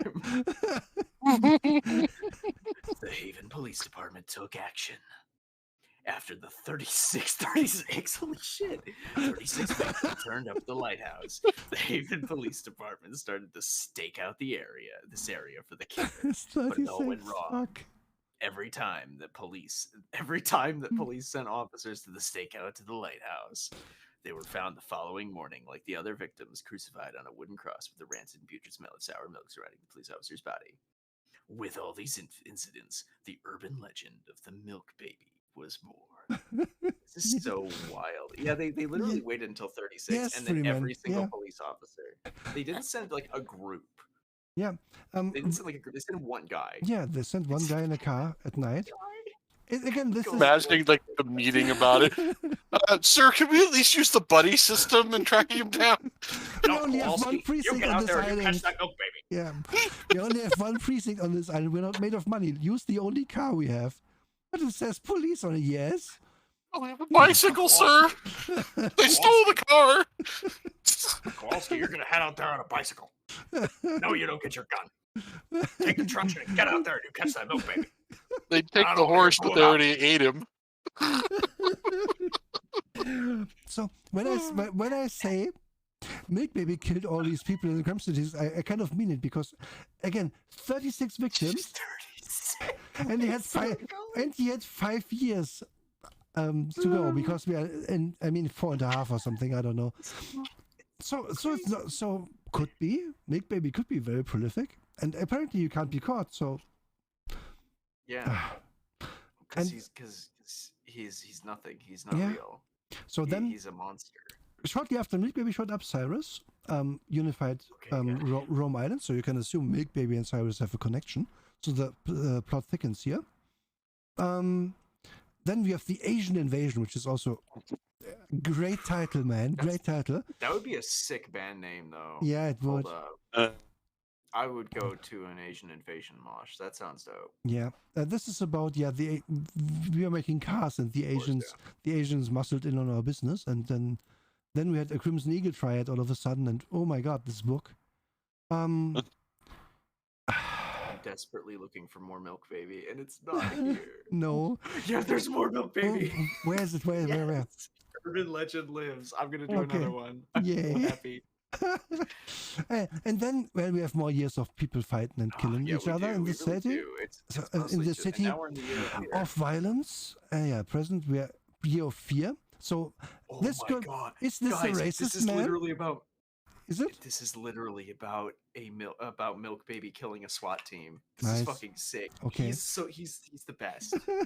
So, by the by, the present. So strong. The year, I don't like that it's the year of fear, because either this is the year of the emotional fear, or it's the year of racism, because fear is the leader of the racist guys again. Yeah. Great. A missed opportunity there. Gosh. Okay, I would love. Where's the rest of Milk Baby? Fear is doing a rebrand. Yeah, where's the rest of Milk Baby? Sunderdant. Okay, Sunderdant. Milk Baby is a serial killer who is on the island where they put every single black person.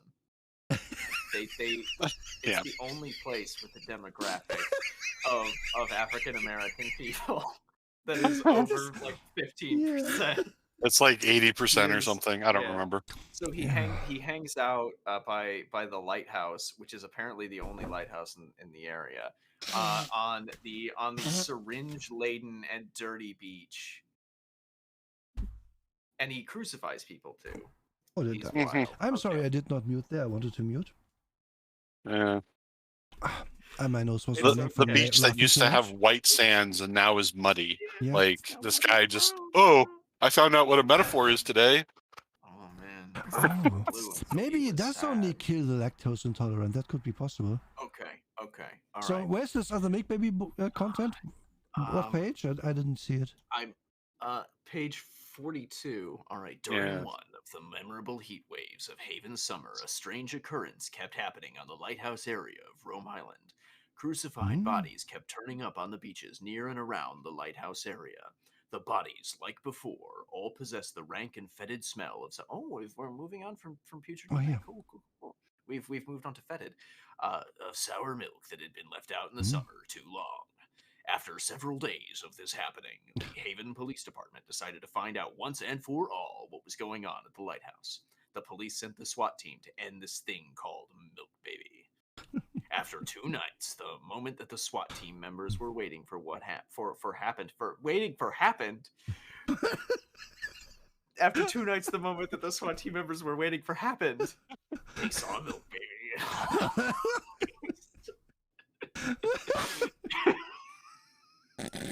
Waiting for him.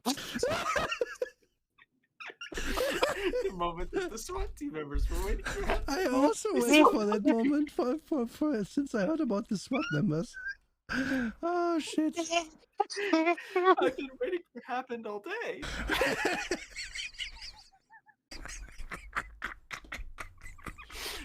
That following Try again. I'm getting paid. I'm dying. The following morning, the SWAT team members did not return to the police station. Several police cars were sent out to the lighthouse to discover what was going on. I was actually, by the way, about to commend them for their grammar improved, and then waiting for happened. I would like to point out that this is a really good police procedure there. To send your SWAT team in and then just wait until morning for news. That's when they arrived, the police officers said it looked like a war zone. There were bodies and parts of bodies lying everywhere around everywhere on the beach. Out of the dozens of SWAT members that were sent to the lighthouse, only one survived. Officer Steve Ball Gifford. Officer Ball Gifford was suffering from shock. Thank you. Waiting for happiness. Various physical traumas and sexual assault. Okay, all right. Okay, cool. So Steve, Officer Steve here had a lot go down on him right now. Okay, Officer Bell Gifford kept screaming about how he had seen the devil and he was coming for us all. After that little fiasco, the Haven Police Department considered the area around the lighthouse to be off limits to all. Okay, so Cyrus is Milk Baby. Yep. That's what you've said to me. You've literally used the same terminology to refer to these two characters, and heavily implied a connection between the two. Thank you, Esther, for clipping it. That's gonna be amazing. Yeah, Cyrus is Milk Baby. Oh, and he knows Milk Baby. Oh, he summoned Milk Baby in a dark ritual. Sorry, it's not dark. It's not dark because he's black. It's dark because it's a dark ritual. Yes, I'm so much more interested in the idea that Milk Baby is a supernatural baby. I'm gonna be fucking real. If there was some adventure about a gang leader summoning Milk Baby, I would play that in a heartbeat. That'd be radical. That'd be so cool. It could put that in Shadowrun verbatim. It's just a shaman guy leading a gang, and everyone that crosses him gets killed by the Milk Baby. Yeah, it's King Willie from Predator 2. Yeah. You guys remember King Willie from Predator 2? Oh yeah. Yes, true. That guy was radical. That was so cool. Okay. But you will be happy. Right, you will be happy to hear that now on page 45. We're finally into game systems. We're finally actually into things that impact your character. We're into game systems. So the first the first game system we get in our game is backgrounds, which is like where are you from. So this book kind of assumes you grew up in Haven. You didn't move into Haven. Because it does not have a coming from outside thing. So at the very least, you have to add state here. And what these give you is some sort of reputation or wealth. Depending on where you are born, it could either be that you are richer or that you have a rep to start. Almost 50 pages of nonsense, and now we go to the gameplay. Yes, indeed. Yeah. Exactly, Freeman. That's it's not bad to have your world set up. Okay, so I'm gonna be a little bit hyperbolic here. I'm gonna be a little bit unfair to this man. Go ahead. Straight up the best setting book that I've ever seen from an outside source in anything related to D&D or the D20 system was the Wildmount book that Mercer and the Crit Role Cast published, because it gives you everything you need to know up front, and it goes, these are the classes, here's how they fit into this setting, and here's how they can fit into your setting. And here are the magic items, and then there's a bunch of adventures, and all of that setting detail is peppered in between. If you look at Van Richten's guide to Ravenloft, all of that stuff is peppered in with things that matter to a player, and it's easy to find. This is just a mess. Yeah, indeed. There's no distinction between these. These are, even the backgrounds are in the exact same way. Like that Arcadia font and how it's heading that section is exactly like Arcadia up north. Yeah, it's it's the thing is here with this Gabo, it's like you made one template, which is heading, subheading, and then I'm done with my page setup. It's fine. It's great. Oh, we have bold text sometimes. Okay, that's gonna be enough. You don't need more. Here's subheading. Sorry, and that's then used dumbly, like an idiot, because you are from Arcadia, but you can also be from Carson, which is in Arcadia. So what does that mean? Does that mean do I choose both? No, you would choose one or the other, but the subheadings are very poor. I don't like how they. Wait a minute. Do you choose to? I don't know. I don't think so. I don't think so. Yeah, you can be from generic Arcadia, or can be from a specific part of Arcadia. Okay, cool. And what does this give you again? Each one gives you so then you have one preferred occupations. Get an extra class skill, and you can get a free feat to start. One of the feats in this book, we get to those. And depending on where you start, it's different feats. So you can be, if you're from Arcadia, you can be confident, organization, affiliation, or renown, or windfall. Depending where you are from. Interesting, because you can either get wealth or reputation, depending on the background you have. That isn't. That part I actually like, because it's kind of like you can be it can be known for your wealth more so than other stuff. You know, that's not bad. Yeah, D20 Modern and its wealth system. A lot of people hated it, and a lot of people had problems with it.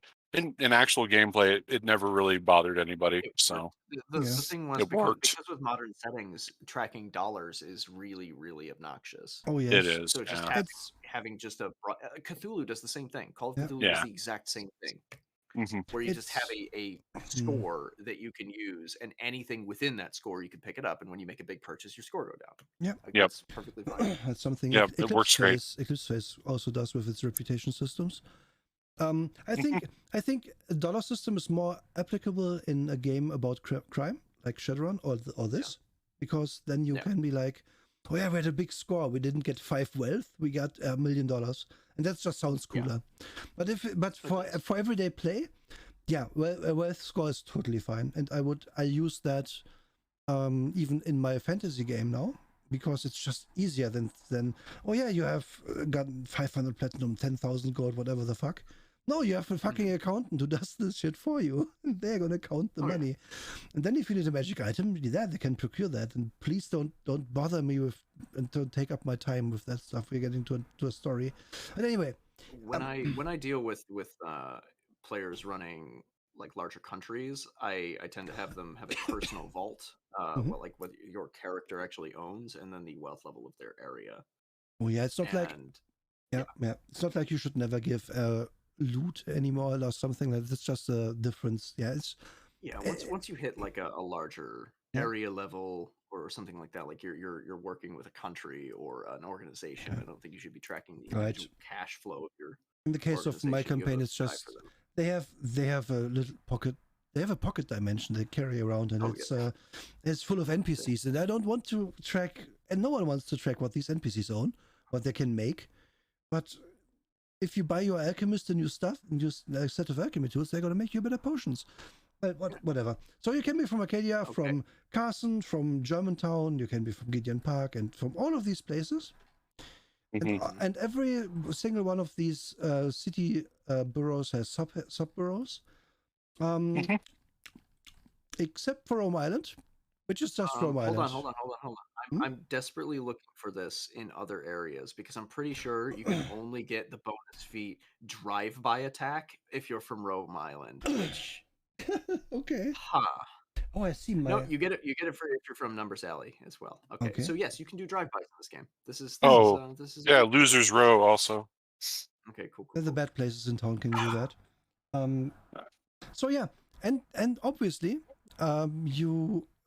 Rome Island is just all the same. It's all criminal and urban, your preferred occupations, and you can get a shit ton of possible bonus feats. And everyone from Rome Island is basically the same. You know, they're all criminals, urban types. You might say, you might say they are of a different race than the other places, and thus we could just do this. Dear author, you fucking suck for this. You even gave Rome Island several sub-places. Why aren't they here? Because everything's... Why can't I be Milk Baby? Yeah, didn't you feel like writing about that dumb lighthouse with the Milk Baby, or the even worse place than Rome Island that's on Rome Island? Yeah, Red Hook, Yeah, why is Red Hook not here? Why isn't Red Hook just criminal? And you get even more feats. And, okay, whatever. And now we get to the occupations. And the first thing you might notice about gambler is that you have to be 15 plus to be a gambler. Yes. So by that logic, if it is not mentioned, for example, an occultist, just right after, they don't have an age requirement. They could be 9. I could be a 10-year-old cultist. Yeah, you can be a 10-year-old occultist. Wait. I could be a 10-year-old Politico. Yeah, totally. Oh, I could be a 10-year-old politician. That's what's up. Hold up. Emery, it would be heartened to know that you can be a 10-year-old thug as well. That's an advanced class, but still, it's still, it works. I'd have to have a base class. Yeah, my job could be Politico. I love that. Yeah, Politico. And you later learn to thug. Yeah, these are well, what do these do? Occupations. Does the thug have an ability to throw up gang signs? It does. Yeah, it does. No, I think it's recognizing them, but whatever.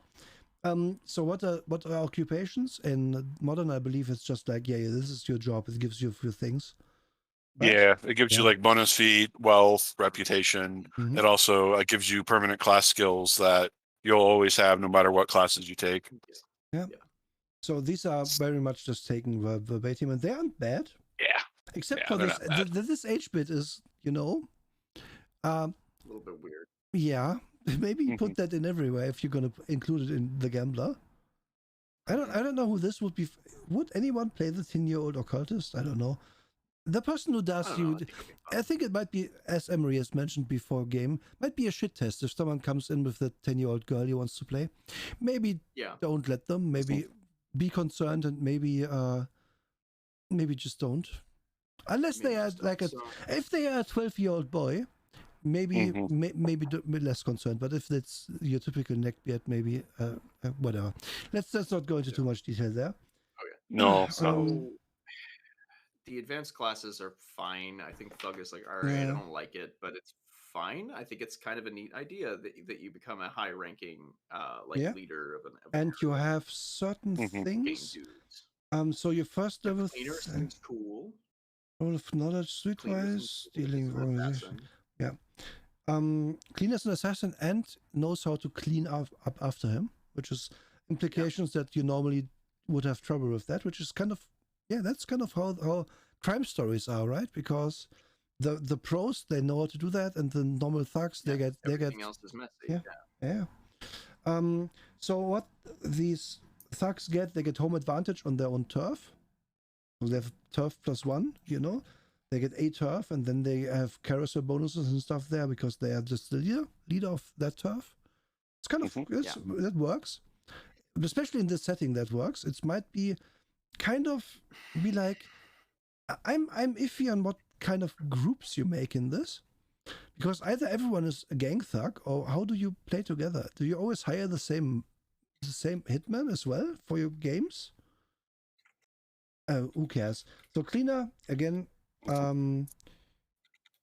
Gets a bit of stealth kill, gets bonus feats, gets clean job +5, which is a bonus to cleaning up after himself in a murder situation. And you have to contest it roll later to find anything. You're just a super rogue, really. Yeah. This is not a bad modern day rogue prestige class for sure. Yeah. Oh yeah, it is. I kind of like the idea that you can set up these situations to deal with all of the nonsense that you're going to deal with in a crime game. Yeah, and even points for doing that because the idea of clean up after your crime. Yeah, that would be in this book because it's all about that. So yeah, props there in that department for once. And I think that's you have organization brains and organization muscle is kind of neat.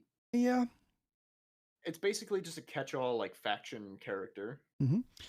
These I think get expanded on later what they individually could get, but we'll get to that. Organization class talents. Organization branches gets talents and feats. The organization muscle gets organization talents and bonuses, and there's new skills, not streetwise. Trained only to DC 20 recognize gang signs. If we think back on the DC for other skills in his original game, which I mentioned, this is very on point because I think it wouldn't be that difficult to recognize any old gang sign. Like maybe the obscure gang, maybe, but if it's like the big ones, like let's say Nubian Nation has a gang sign, you might recognize that on easier than DC 20. Because they do be a big gang. It'd just be two interlocked ends like the Chanel logo. That's actually way better than what I thought it might be. Which is why I didn't go to what I thought, but I think this. Sorry, I immediately thought of the Chanel logo. Well, that's I like, dude, the idea that the Nubian Nation just all wear Chanel because it's their gang sign. That's great. Yeah, that's amazing. that would be my gang. Like we roll up and we hop out of the lifted Hummer and everybody's in Chanel.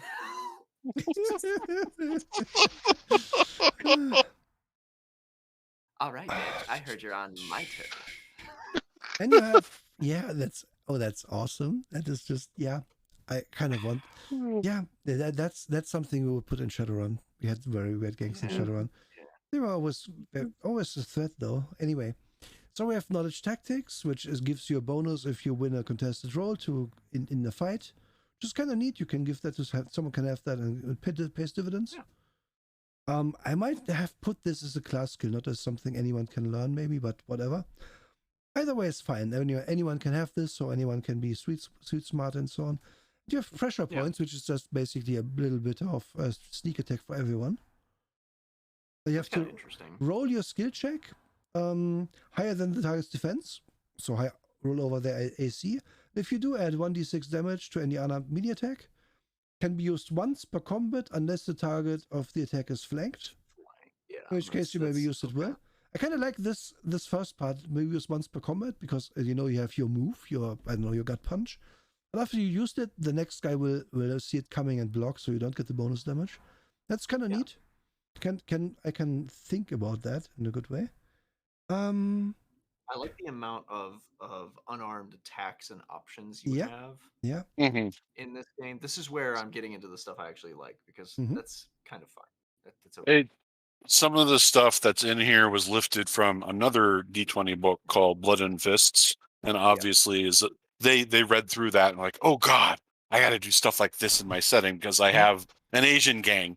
So I'm glad they added a little. It's also a consequence of putting this into the D20 system, that the melee rules are kind of good and kind of playable. And that there is a lot of melee rules, because the original book went way harder on gunfights. Way harder, yeah. So well. Antithesis, new feats. You have a deep hatred for one allegiance or group. Prerequisite, enemy, same group, which is enemy is a disadvantage you can take. We're getting to that. Base attack bonus of 9+, so this is a high level thing. When you are combating your antithesis, you gain an additional +2 to hit and skill checks. You will not willingly deal with your antithesis on friendly terms, and when you must deal with forces friendly to them, you are at -4 on all charisma-based checks. Special, you may only take this feat once. 9 and up, you can become racist. Yeah, you can.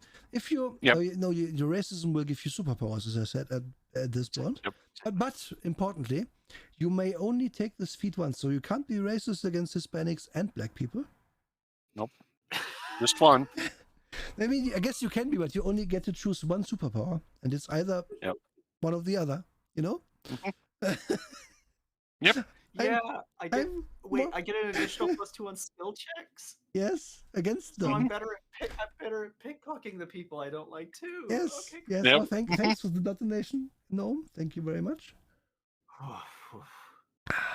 Yeah, you can hit them better. You can sneak up on them better, because you know how the black people think. You know how they walk. And it's okay, Sundered. It's fine. It's fine. Once you can get a skill tree, you can get a talent tree. Yeah, again, believe me, the Templars are coming. We are getting to that. Okay, commando training. Yeah, fine. That's pretty cool. Yeah, everyone can have barbarian rage. There's a bunch of more combat stuff. These feats are fine. There's some. I mean, we obviously had to read antithesis. The combat feats are okay. You can have, like, for example, there's box ears, which is you hit someone on the ears, which doesn't do much damage, but you daze them, and you can deafen them, which is realistic. That's something you can do in normal fighting. Pretty asshole-ish move, but hey, this is not a game about nice people. It does have requirements: commando training or School of Hard Knocks. So you either have been trained by the army or have been trained by the streets to do this. Yep. And as I was saying earlier, like the text, they didn't even modify it. It's lifted straight from the accessory Blood and Fists, which is a pretty good book, actually, for adding martial arts to D20 Modern. It's just that there's, like, I think 50 styles they put in there. And here I think they have maybe 5 or 6. Okay. So, okay, Freeman. Boil down like every martial art to, like, karate. We will have fun with that. And thank you for stopping by. Thank you. I think the henchman stuff is the next thing. Yeah. I think is anything decent. I mean, it's very confusing in how they have it set up. Yeah. But you can be affiliated to an organization, which is obvious what that is. That's a feat, by the way. So you're kind of okay. You can be your own gang leader with henchmen. Yeah. Which is good. Which is the thing. Yeah, 3.5 had anyway. Here you get it via feat, which is the same way you get it in 3.5. Nice. I enjoyed it. Yeah, it is good. Yeah. You can have you have home turf, which is when you're better at home in a place you know. It's these are going to get that bonus feat anyways. Yeah, these are fine. You have sidekick, who is then the guy who also levels up. Jimmy Olsen. Yeah, right. Your little buddy. And then we are at disadvantages, which is also one that's kind of okay. I mean, obviously the disadvantage in themselves maybe not okay, but the system they did is you have a disadvantage rating. You get up to 10 points, I think, if the GM allows. 5 points minimum, 10 points if the GM is okay. There you just choose your disadvantages, and if they come up in play, you get bonus XP. Oh, that's cool. And that is it. You don't get anything else. It's just pick some disadvantages, get bonus XP if they show up, which is exactly what disadvantage should be, because disadvantages mean normally in any system that they give you points. I think that's always a bit iffy. Because, okay, sure, it encourages you to take them, but if you take, I don't know, 3 enemies, and all the adventures from then on are about you and your enemies, then it's kind of like you brought yourself into the center of attention. And it's not really a disadvantage to be in the center of attention, because the game is about playing it and having fun stories about your character. And if your shit that you got points for comes up in the game, it's like it's a win, right? It's not a loss. That your enemy showed up and that you had to fight him. It's cool. Exactly, yeah. It's not a disadvantage. So this is kind of okay to take enemy, because then it's like, I don't get points for it, and everyone has some points anyway guaranteed, and then whatever. So there's you can change them over time if you level up. If you would like to say my enemy has gotten weaker, or I killed the guy, maybe this is gone now, and then you can lower it or you can take it away, and then maybe you get something else. You can trade it for other stuff, which is all pretty cool, because this is good storytelling. That's perfectly fine stuff. Yeah. And here's the aging effects category. So if it's really funny that being a 10-year-old, this obviously shows what they think about kids too, because you hit like being a child, you not only have really bad strength, con, and dex, but also like you're dumb, you have no wisdom, and nobody likes you because you have bad charisma. Yeah. Why would your dexterity be lower as a kid? That makes no sense to me. Why would a 16-year-old have a negative to strength, dexterity, and constitution? 16-years are like fucking invincible, dude. Right. Yeah. You're fully grown. 16, you are kind of grown. It's not -2 to every step. No, dumb. I understand. I understand these minuses because you're not quite fully developmentally yet. Maybe charisma. It's just should never have a disadvantage or advantage. Old people are not more charismatic just because they are old. No, if you're 71, I probably don't like you. Yeah, probably. And I mean, okay, this is. I think that's kind of base D&D rules, so that these go up if you're really old, right? I don't. Quite remember. They do, but they don't really. Hold on, I have my player's handbook right here. Venerable age is a thing, but being young doesn't really affect you that much. Let me go into it. Yeah. And find it. But I guess I was wrong about the 8-year-old occultist. You have to be 10. Yeah. Before that, you don't have stats, apparently. Yeah. Yeah. Before that point, you have a -20 to everything. Yeah. Basically, just a potato. My most beloved disadvantage is hideous appearance. You are ugly, perhaps even terrifyingly so. You receive a penalty to your charisma-based skills, except intimidate, equal to your DSR, so up to 10. You receive double the DSR as a penalty for the disguise skill. This is not cumulative with the penalty you already received to charisma-based skills. So okay, this is just double. Okay. However, it's not all bad for you. Use the DSR of this skill disadvantage as a bonus to intimidate skill checks. So if you want, you can make a character with 10 hideous appearance and start with +18 to intimidate, which I think that's a concept all on its own. It is probably Milk Baby, actually. That's probably Milk Baby right there, yeah. Okay, so in 3rd edition and subsequent D20 stuff. If you hit middle age, you get a -1 to strength, dex, and con, and a +1 to wisdom. At old age, which by the way, middle age is 35 years. So if you go above 35, you instantly have a -1 for humans. Yeah. At old age, you get a -2 to all those things, but still no extra bonuses to int, wisdom, charisma. And venerable, where you're really, really old, of over 70, it's -3. So it's worse here. Like, it's way worse here because it penalizes you from playing anything outside of 18 to 35. Yeah. Just flat out, yeah. It flat out just says, no, you're going to play in the 18 to 35 age range. And if you want to be 50, I don't care. Is this list a passive-aggressive way by the DM to not have someone play a 10-year-old? It's very passive-aggressive. It feels just like, no, you're going to play what I want to play. And these are the characters I want. And it's boring.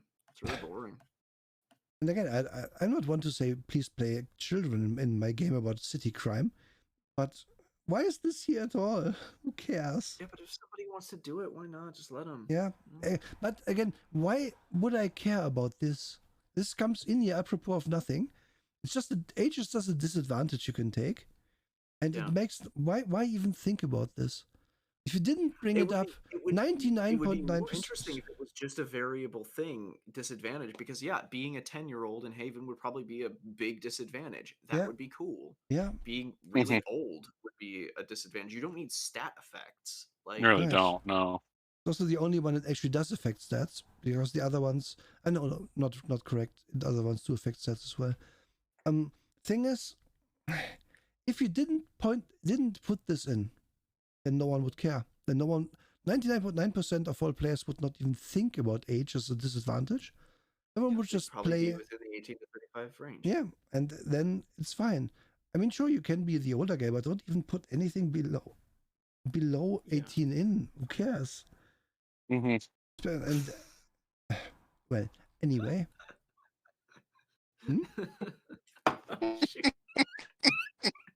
Jimmy the Archdeacon almost fall out of my chair. Solid End, I love that. I love the idea of little Jimmy the Archdeacon of Shubnigorath. He runs a tight shift in this cult, yes. Imagine. Okay, so now we hit the talent trees and organizations and stuff like that. Yeah. Which they expect you to be part of one of these. Yeah, they do at the outset. So I'm going to ask, if you were, say, a Templar Knight, why would you hang out with somebody from the Carlucci family? Why would you hang out with like, somebody from the Department of Federal Investigation? Like, why? Like, this, all this does is separate players. Fantasy world, I can get it. I can see why a Harper and an Order of the Gauntlet guy might hang out. But like, should I say that I can understand why the federal agent would be there if you're talking about the racist guys?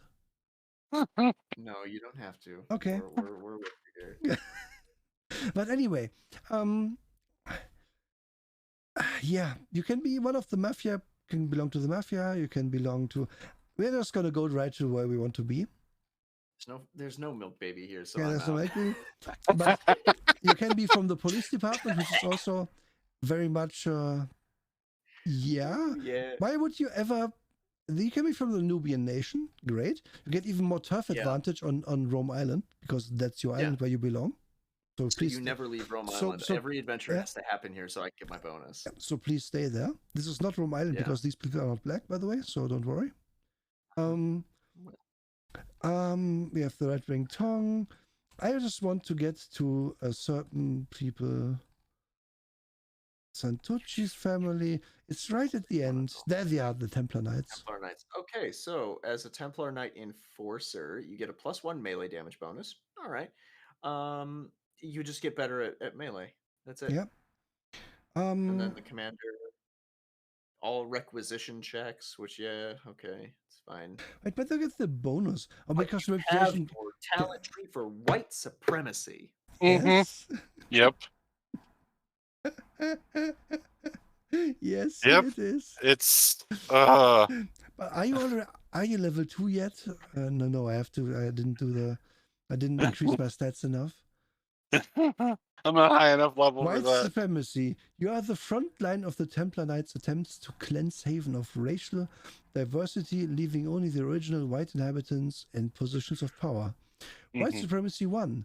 You gain a morale bonus to all melee rolls, damage rolls equal to the DSR of any prejudice disadvantage possessed by your opponent. Yeah. The more disadvantaged my opponent is, the more I can hit them. Basically, the more racist your opponent is, the higher your bonus to hurt them. No. Yeah. Hold on. No. Wait a minute. Let's go up. No. It's about the disadvantage based on the DSR. So the more disadvantaged somebody is, the weaker they are societally. Let's read prejudice variable. The stronger you are. Prejudice. People have a bad opinion of you for some reason. Perhaps you are a member of a minority group, or simply born on the wrong side of the tracks. Perhaps you were famous as a child, but your parents spent all the money, and your former fame, along with your supposed wealth, makes it harder for you to find a decent job. Take a -1 wealth penalty for each 2 DSRs. The disadvantage, also on a roll of 20, modified by the DSR. Your reputation score is treated as infamy. If the disadvantage is caused by a minority status, members... Oh, is minority status own thing? Yeah, no, I get it now. Yeah, so straight up, you. By the way, that means that every single person that you meet has to have... Oh, this also means that they're better against poor people, too. Yeah, so they're better against poor people. That's very on point as well. When you're beating the poor. That's it's on point. Wild. Why is this not in the police section? Is it maybe? Maybe. I mean, maybe the police are also. Maybe the police and the Knight Templar Knights, they kind of work together, you know. Wait a minute. Maybe, I mean, that could be a plot of an adventure one might run. Street smarts. You could be part of the canine department. Oh, that's kind of neat. That's kind of cool. Don't make the police sound appealing. No, just a canine unit. Yeah. So, but let's get. I mean, okay, let's see. Okay, DSR any prejudice advantage. So, if someone is of a minority or something, you get better to all melee damage. Equal to the, so you can do up to. If they are really, really black, you can get up to 10 bonus damage against them.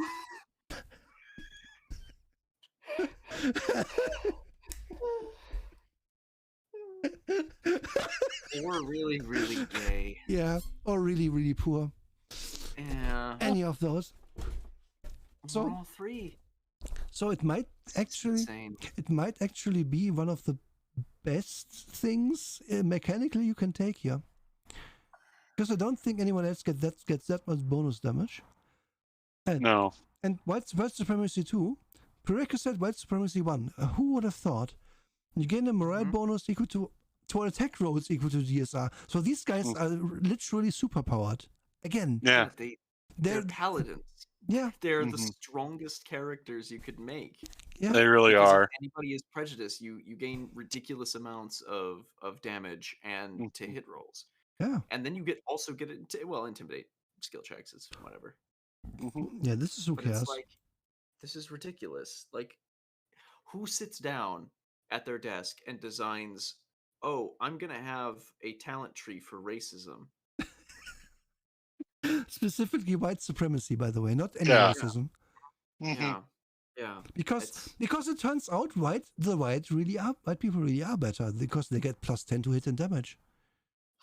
I mean, not always, but you know. Only the really, in the most extreme circumstances. Yeah. Oh my God.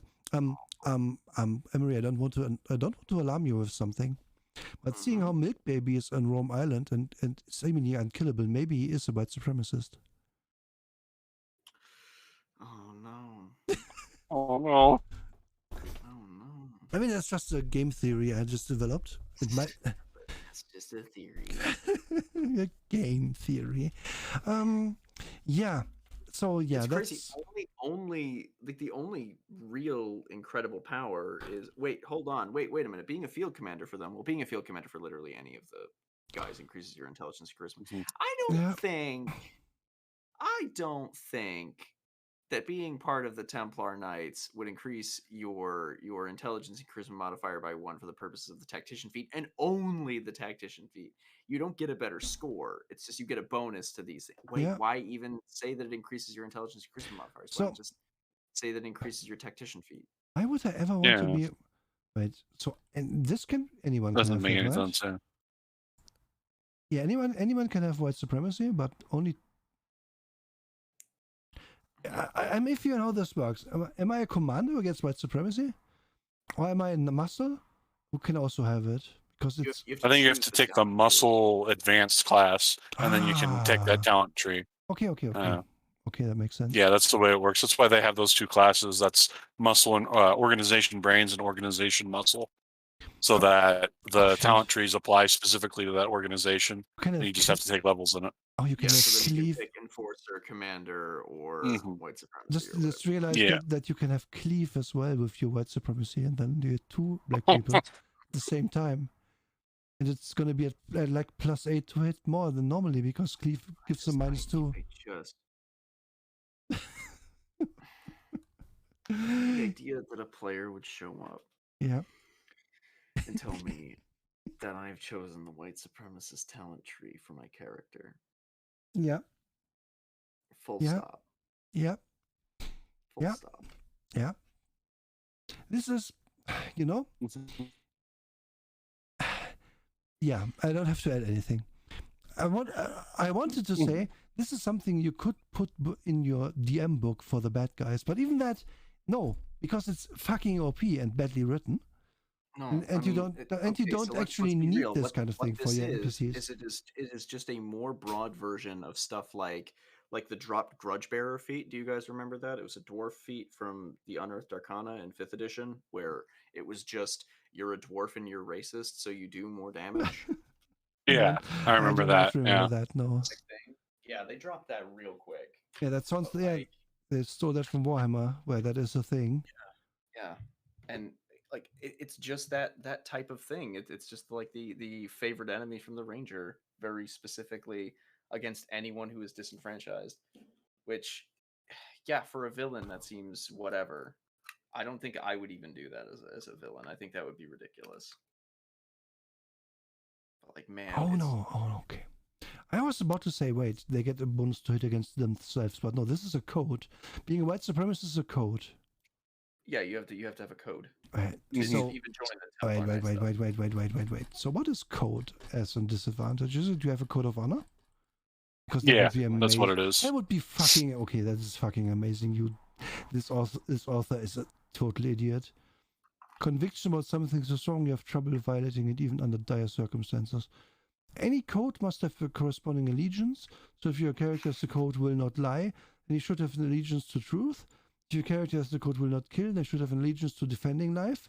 So they have an allegiance to the white race, I guess. Great. Amazing. His other's disadvantage is determined by how hard the code is to violate, and your character needs to. So, since it has to be a 5, according to this book's writing, that means it's the worst disadvantage you can have. Half that, and that's white supremacy. Yeah. Good job. Good job, book. Very good job. Okay. So past this, we get into holy shit. The back part of this book, which is I have such a hard time reading these page numbers. I just go by the above ones, which is why you page 83 to the end, and it is So the heading for this one is "Judge not that ye be not judged." Matthew 7:1. Oh, cool! Love that. No introduction at all. No. What the fuck is this now? And you got this text right after. It's tough being the one in charge. You have to be a part leader, part entertainer, and part foolish jester. The game master or GM. So at this point, you know what where you are now in the book, because before you didn't. Great, once more great page layout and stuff. Good job. So yeah, who wants to talk about this? Who wants to talk about the advice this man gives you about being a DM? Okay. I think some of these are fine. Like, know what you're doing. Yeah, it is very frustrating to me when I hear people go like, "Nah, you don't have to read the thing. It's fine. Just do it." And that's how you get GMs who are like, "I don't know that a guy can be disarmed. Yeah. I didn't know that disarming strikes or trips or shoves or tumbling was a thing. No, you just didn't read the book." So, no, know what you're doing. Makes sense. You don't have to know everything, but you know, right there, it's good to have a grasp of basic concepts and rules. Certain aspects like character creation, combat, and movement should be understood. Yeah, you should know these things because you're the voice of reason. When in doubt, make it up. Yeah, pretty much. Supervised character creation. I actually think that's a great idea. I think that the modern idea of no, just go make your OC and port them into the game is really weak and creates a lack of cohesion and makes people feel really out of place all the time. Mood and setting are everything. Yeah, mood and setting are really important. Good combat, smart combat. I like this. Make your combat operatives intelligent. Like people aren't just going to run into raw fire. Anyone can die at any time. Very important. Okay. Number 5, very important also in this game where you're only going to fight humans. And maybe the occasional. Oh yeah, one of the feats, because those parts were copy pasted, mentions that it doesn't work against constructs and things of anatomy. So we have to assume that golems and oozes exist in Haven. By the way, indeed. I nearly forgot to mention that. Like I said before, the golem is a creature from Jewish folklore. So I mean, the Templar. The adventure writes itself. Yeah. Yeah. Just the local synagogue had to protect themselves against the Templar Knights. Yeah, that's even there. That's even the golem myth verbatim. Yeah. Yeah, it is. Would be a bunch of exactly white supremacist paladins running into the Jewish ghetto and then being like, "Hey, look, we made this 20-foot tall man." Yes. Exactly. Out of clay and nothing in this book is that cool. Yeah, we put. Yeah, it's indeed. Your red men are also too cool for this book, and I'm sorry. Yeah, unfortunately. So anyone can die at any time. We come to a point where I would say yes, but this might not be good advice. Yeah, this is not.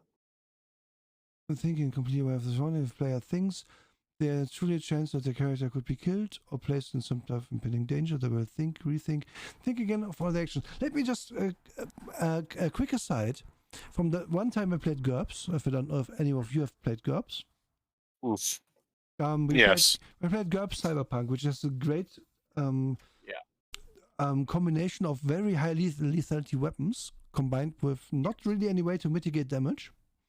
Yeah. And the only way to play that game was to always be the one ambushing other people. Because then you can gun them down in the first round and they are all dead all the time. Yeah, that's the smartest idea. That's how you should do things. So that's how you should do things, but it leads to terrible gameplay because it's boring. I'm going to say this right now. So the idea that they will think, rethink, and think again sucks. Last night I ran a game, and for those of you, I think I've talked about this before. I'm running a game that's very heavily based on action horror anime from like the 90s and some of the recent stuff that's been coming out. Perfect. My party has been pursuing a gentleman who is part of the school's occult club, who has been knifing people and summoning demons. Of course, he is. He's part of the occult club. They took so long, genuinely so long, to go through a doorway and walk down a hallway. Yes, because they were terrified of literally anything that could happen. And so I don't think that fostering that type of player interaction is a good idea. I will bless Gnome, who was playing in that game last night, for just straight up saying, "I'm going to jump down into this hole," because there's a point in which your player base will turn into one guy playing and then 5 people watching them because they are terrified to make decisions, or they just don't care because they know nothing's going to matter. Right, exactly. If they know their head can explode like a Gallagher show at any moment because Wind, the greatest sniper in the world, is going to snipe them from 2 blocks away, they're not going to want to play. Yeah. And only one guy who's interested is going to do anything. This is kind of the Shadowrun problem, Yeah, it's very much a Shadowrun problem. You present the heist because that's the adventure, because you're getting hired to do the heist. And so they the say party, that, like, hey, totally make them paranoid, but over-prepares. then next time, like, look at the next paragraph. They say, Yeah. like, oh, hey, make them paranoid, but also don't let them take too long. If they take too long, just skip them. They'll learn to think faster next time. That's just being an asshole. Yeah, totally. It is. But yeah, sure, hi. Yes, the tough balance to get from the author who gave you racism as gives you superpowers comes DM advice. So I don't expect this to be good. It's better than expected. It's again better than we thought it would be. Everyone has their by the own way, agenda. hello. It's good. That's good stuff. Like, I think every character should want something, and especially want something from the players in any setting. Right. Even your basic peasant or guard should want to know things, or want to do stuff. Yeah. And everyone must have fun. Not should, must. Good choice of words. If you do not have fun, we will send Milk Baby to your home. Yes, it's gonna stink of milk for weeks. In character is not good advice. Nope, it is really not. That is not good advice, because some people just don't want to. Yep. Yeah. And there's plenty of times when you're trying to plan a heist where it's just like, I don't want to be in character the whole time we're trying to plan this out, because a lot of this is meta. It isn't me sitting here, what would my character do? It's okay, I kind of got to think a little beyond that too. Right. It's the difference between saying, okay, I have a code cracker and explaining that in character for 5 minutes, finding out who has the higher skill. God. Oh my God. Can I read this last bit? Sure. Can I read this last bit? Do it. Yeah. Another aspect that is important to the gaming session is the physical location of where the game is played. This can alter and directly boost the believability factor of the game. While a large kitchen table in the middle of the afternoon may be satisfactory to play the Haven City of Violence D20 Modern. Hey, throw another City of Violence in there, dude. You already suck. It would be better to wait to begin playing after dark in a small room, perhaps a basement with very dimmed lights, but not so dark that no one can see. There should be just enough to add additional atmosphere of dread and apprehension to the game. The GM could have a radio playing in the background with the sounds of aggressive music styles from hardcore rock to progressive techno. Play whatever styles the players like and help with the believability of the game. None of these items alone will set the tone, but combine a few and things should be well on their way. Like, yeah, okay, sure, all right. Okay, we all got to meet up at 3 p.m. on a Sunday because Timmy has work, but we got to wait till after dark to cave in the City of Violence, D20 Modern City of Violence. Yeah, but it's gonna be worth it to play Haven City of Violence D20 Modern system. Yeah, in a fucking basement where nobody can see their dice, where everybody's cramped. Yeah. It's gonna be a sweaty room. I hate playing in basements so much. Yeah, it sucks. Hate it. Yeah. I do too. I really do. I would rather play in a living room at any point. I think it's weird because D&D to me is a living room game. It is. I will say one thing. At times when one time we were playing extra D&D and we had to put candles on because the power died and it was dark because it was winter. It made the session a bit cooler. So this guy is not wrong, but it's like I've done Call of Duty by candlelight. It was cool. Yeah, maybe. What do you want from us? Do you want for us to go to Harlem each time we play this game just because it's realistic? Yeah, we need to go to a gritty warehouse. Yeah. We go to a beach full of needles and then play there and hope Milk Baby doesn't show up. Well, my character died, and I am now also addicted to heroin. Thank you, Tom. Very cool. So I think we can kind of. Yeah, and then this is basically it. Now we get into creating an adventure, and it's fine, whatever. Yeah, the advice is possible. Okay. It's just writing advice. Again, it's not. I would say it's not nearly enough because there's this book literally is just here's lots of setting about my cool city that I made up. Here's some rules, nothing else. And here's how you might do something with the stuff that I just gave you. But I don't know. Have fun. So not only do you have to know the 20 Modern, you also have to know the other source books he's pulling from, and you have to know his own book. Yeah. And I'm going to be real. Everyone who has just sat here for the last 2 hours and 20 minutes listening to us wax poetic about Milk Baby has noticed we just tuned out for like half of the setting detail, Yeah, if not more. of course. If not Because it's more, all the same shit. It's all just like this part of town is nice and has white people in it. This part of town sucks and has less white people in it. Like, and there's always crime and everybody's against each other. Like, that's not how cities even work, dude. That's not even how like Night City works in Cyberpunk. Like, no, not at all. Like there's there's an ecology to it. All the games interact with each other. They provide this service. This other game provides this other service. Yeah. It's a community, but in this, it's just it's straight up just like, no, everybody's looking to murder, kill, and steal from each other all the time, and you're gonna die no matter what. Yeah.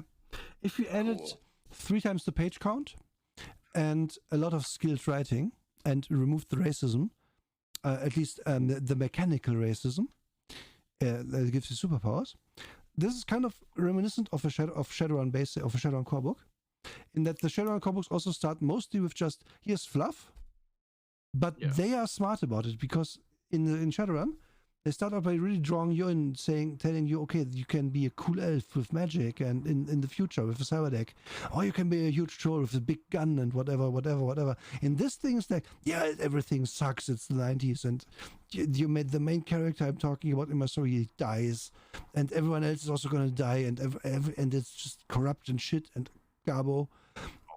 You don't want to play in this setting. It's not fun. No, that's what this boils down to. Yeah, like the idea of playing in this is so tiring. I feel like you would run into a room and your GM would tell you about the depravity and the dingy, dreadful interior that you're going into, and you would just glaze over and go, okay, are you done yet? I know it's the 14th heroin hovel that we've dealt with. Heroin hovel sounds like something. Like at that point, it was like a dungeon crawl, except with heroin shacks. Yeah, and by the way, that sounds like a building in Heroes of Might and Magic, the heroin hovel. That's where the bad halflings live. Oh my god, you go into an area, it's the Dark Souls title card, it's Milk Baby's Demence.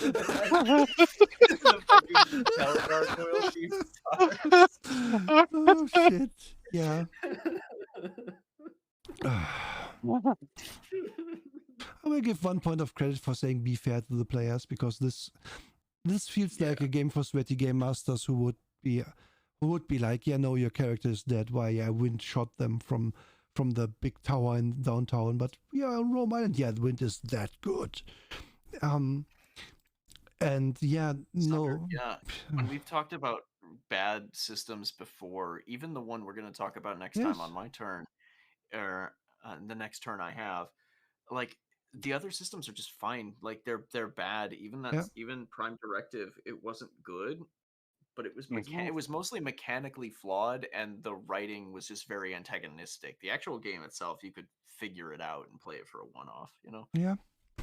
This is a different kind of Legendary Adventures, I've literally played a campaign of. Yeah, I would play. It has problems, but it's fine. Yeah, I would play that game. Got too much buy-in, I would. It's a fine game. And here's the thing: I would play D20 Modern. I would not play this. Fuck no. I would play. I would play D20. I would maybe lift one rule from this, which I can't remember. But I can remember lacking one rule, and then that's the contribution this book makes to RPGdom for me forever. Mm-hmm. Yeah, it's. I wanted to choose this precisely because how do I put this?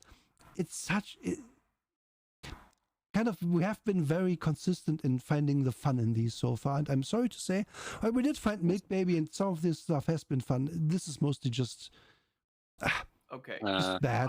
I have pulled up a couple of D20 Modern campaign settings, and I'm going to pitch them to you, and I'm going to see if your reaction better or not than Haven City of Violence. So for D20 Modern, the basic sample campaign settings they have are Shadow Chasers. This is a parallel dimension type game in which you're not seeing these creatures for what they are, instead of vague approximation of what is still plausible in their belief about reality. So basically, your cognition determines what the monsters are.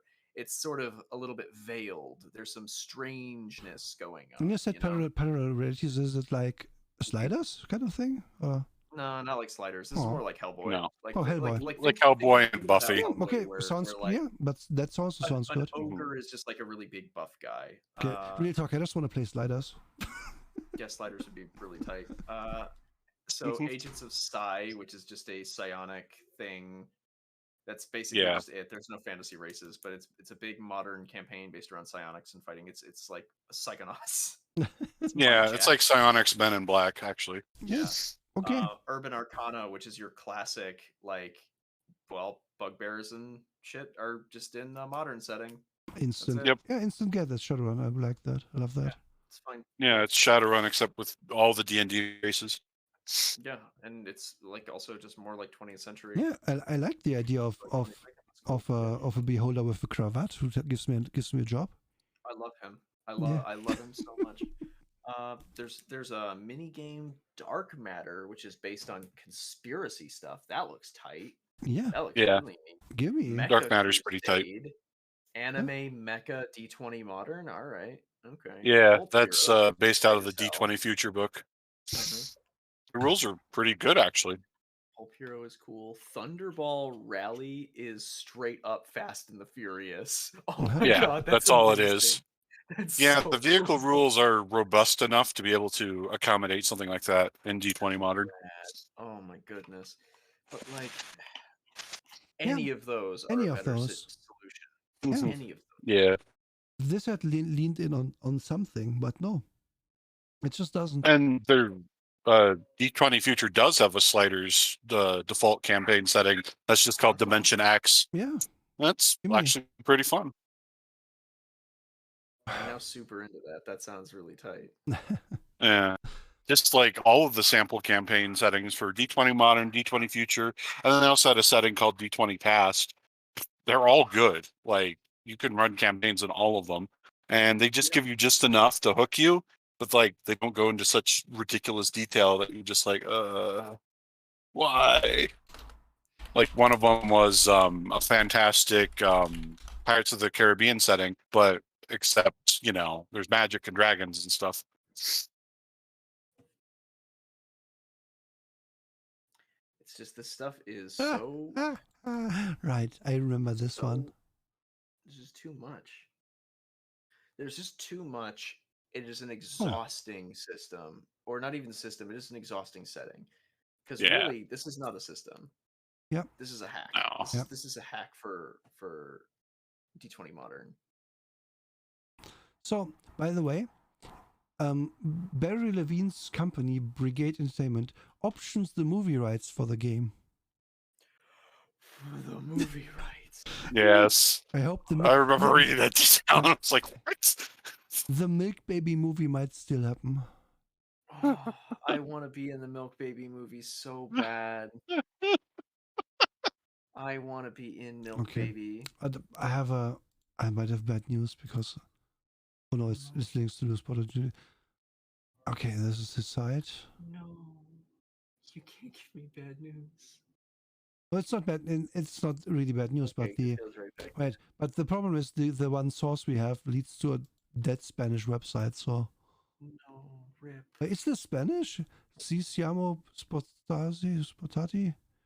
I think this is Italian, which is on point for Haven, City of Violence. I'm looking at their other product lines right now, like the Amazing Universe campaign setting, which is just mutants and mastermind superheroes. That has a very unique art style and looks kind of neat. I get down with it. Yeah, they're pretty cool. Oh, look at the character sheet right now. I don't like mutants and mastermind. The art is really good.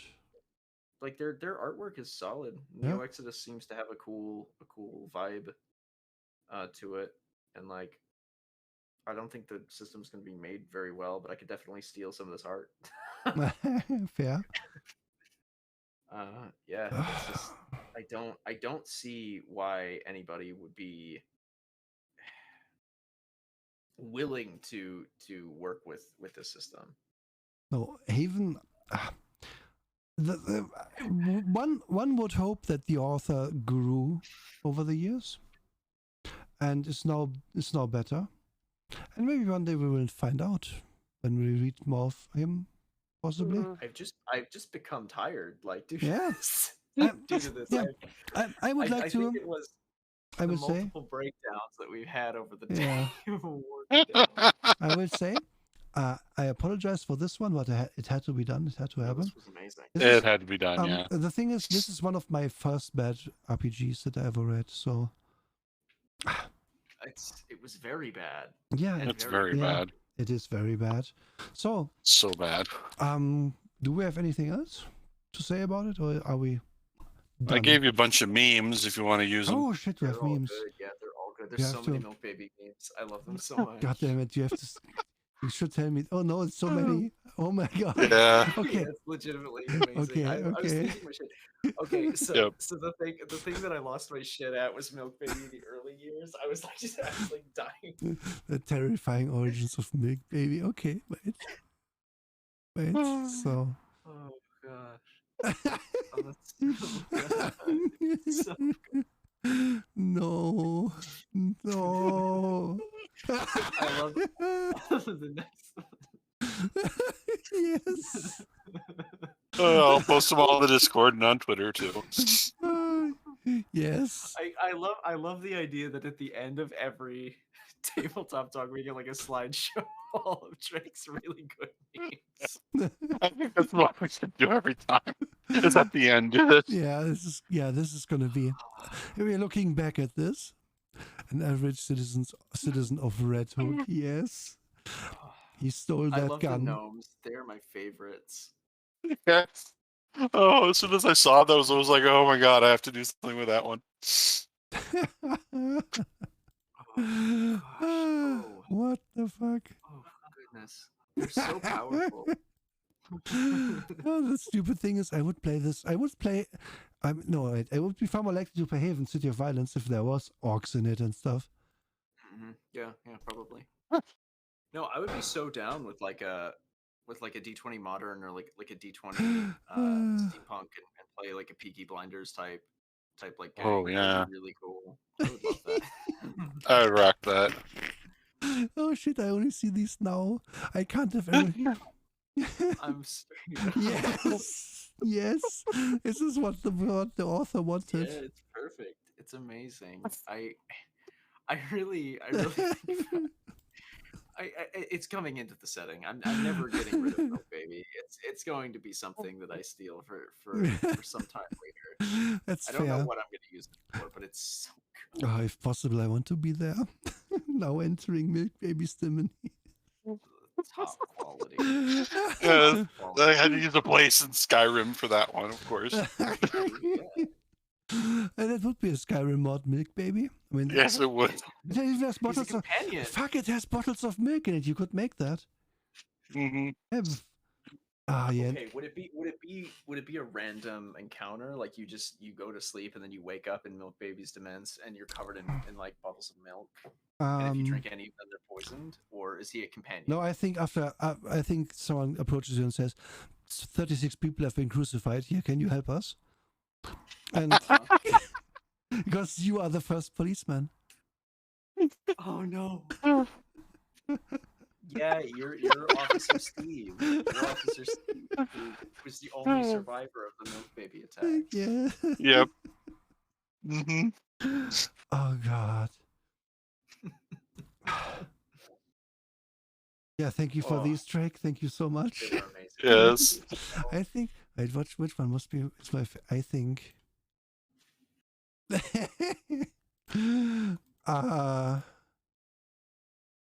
Other gnomes are good, but yeah, Milk Baby the earliest wins. That's the best one. Now, whose turn is it next time? It is your turn, Emery. Okay, yeah, so I am going to send the cover of the game we will be doing. Oh, okay. Next time.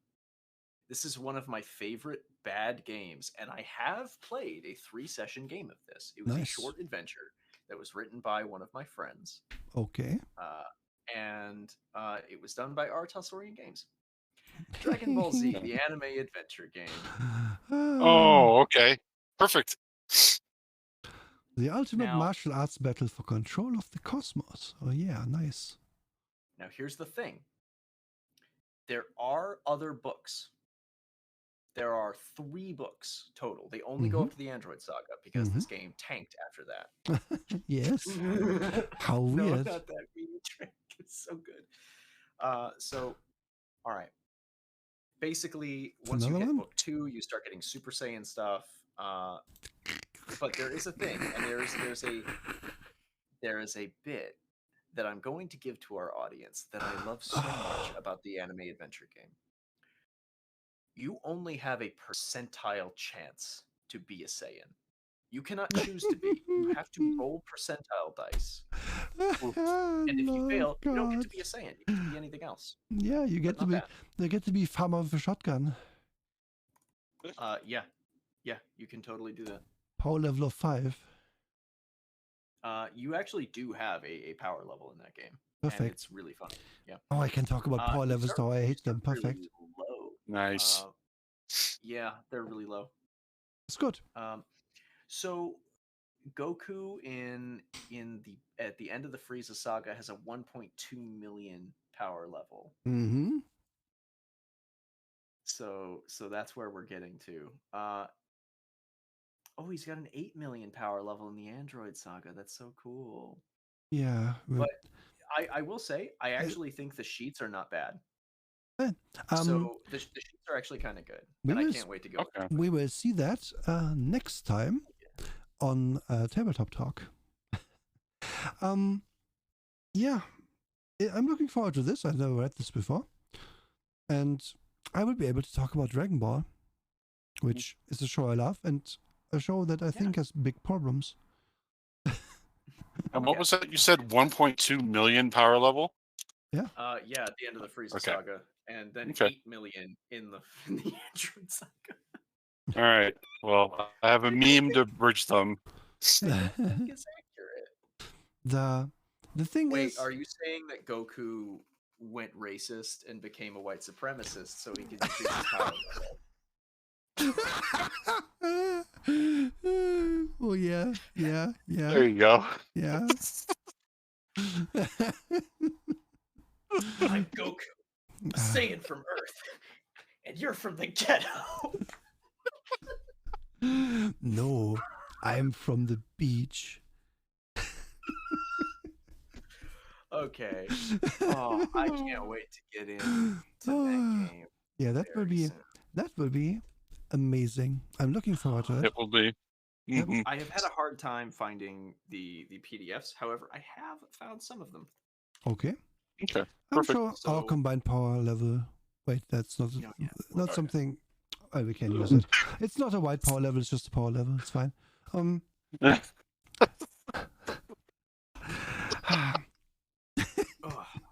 Oh, perfect. Okay. Yeah, that's okay. I think that's it for today, right? I think Haven has ended us, and okay. So then we have become too tired. Then there's only one person we can possibly read today, and that is Bruce doing her endurance stream. Yes. Oh, yeah, that's true. Let's get in on that. Yeah, let's give Bruce a nice visit. Yeah. And if coconut death is not yet active, we are going to activate it. I forgot what it was called, but well. Coconut Mall. Yeah, no, the thing is, Bruce has a playlist of only Coconut Mall remixes, and if she reaches 35 subs, that's going to play for the rest of the stream. Oh no. So that is going to be interesting. So let's go. Let us go to Bruce. Yes. Thank you everyone for watching and listening. You. And next time seems to be a way more fun thing than what we had today. Any last words? No. I mean, just when's the Haven one shot? When are we doing it? Once you wrote your Milk Baby adventure. But what if you were the Milk Baby the whole time? Then that's a twist. It's quite a twist. It's M. Night Shyamalan twist worthy. Yeah, right. Now we just need a board game. Who's Milk Baby? That's just the name of the board game. Yeah. Okay, I'm gonna hit this button now. Bye bye. Yes.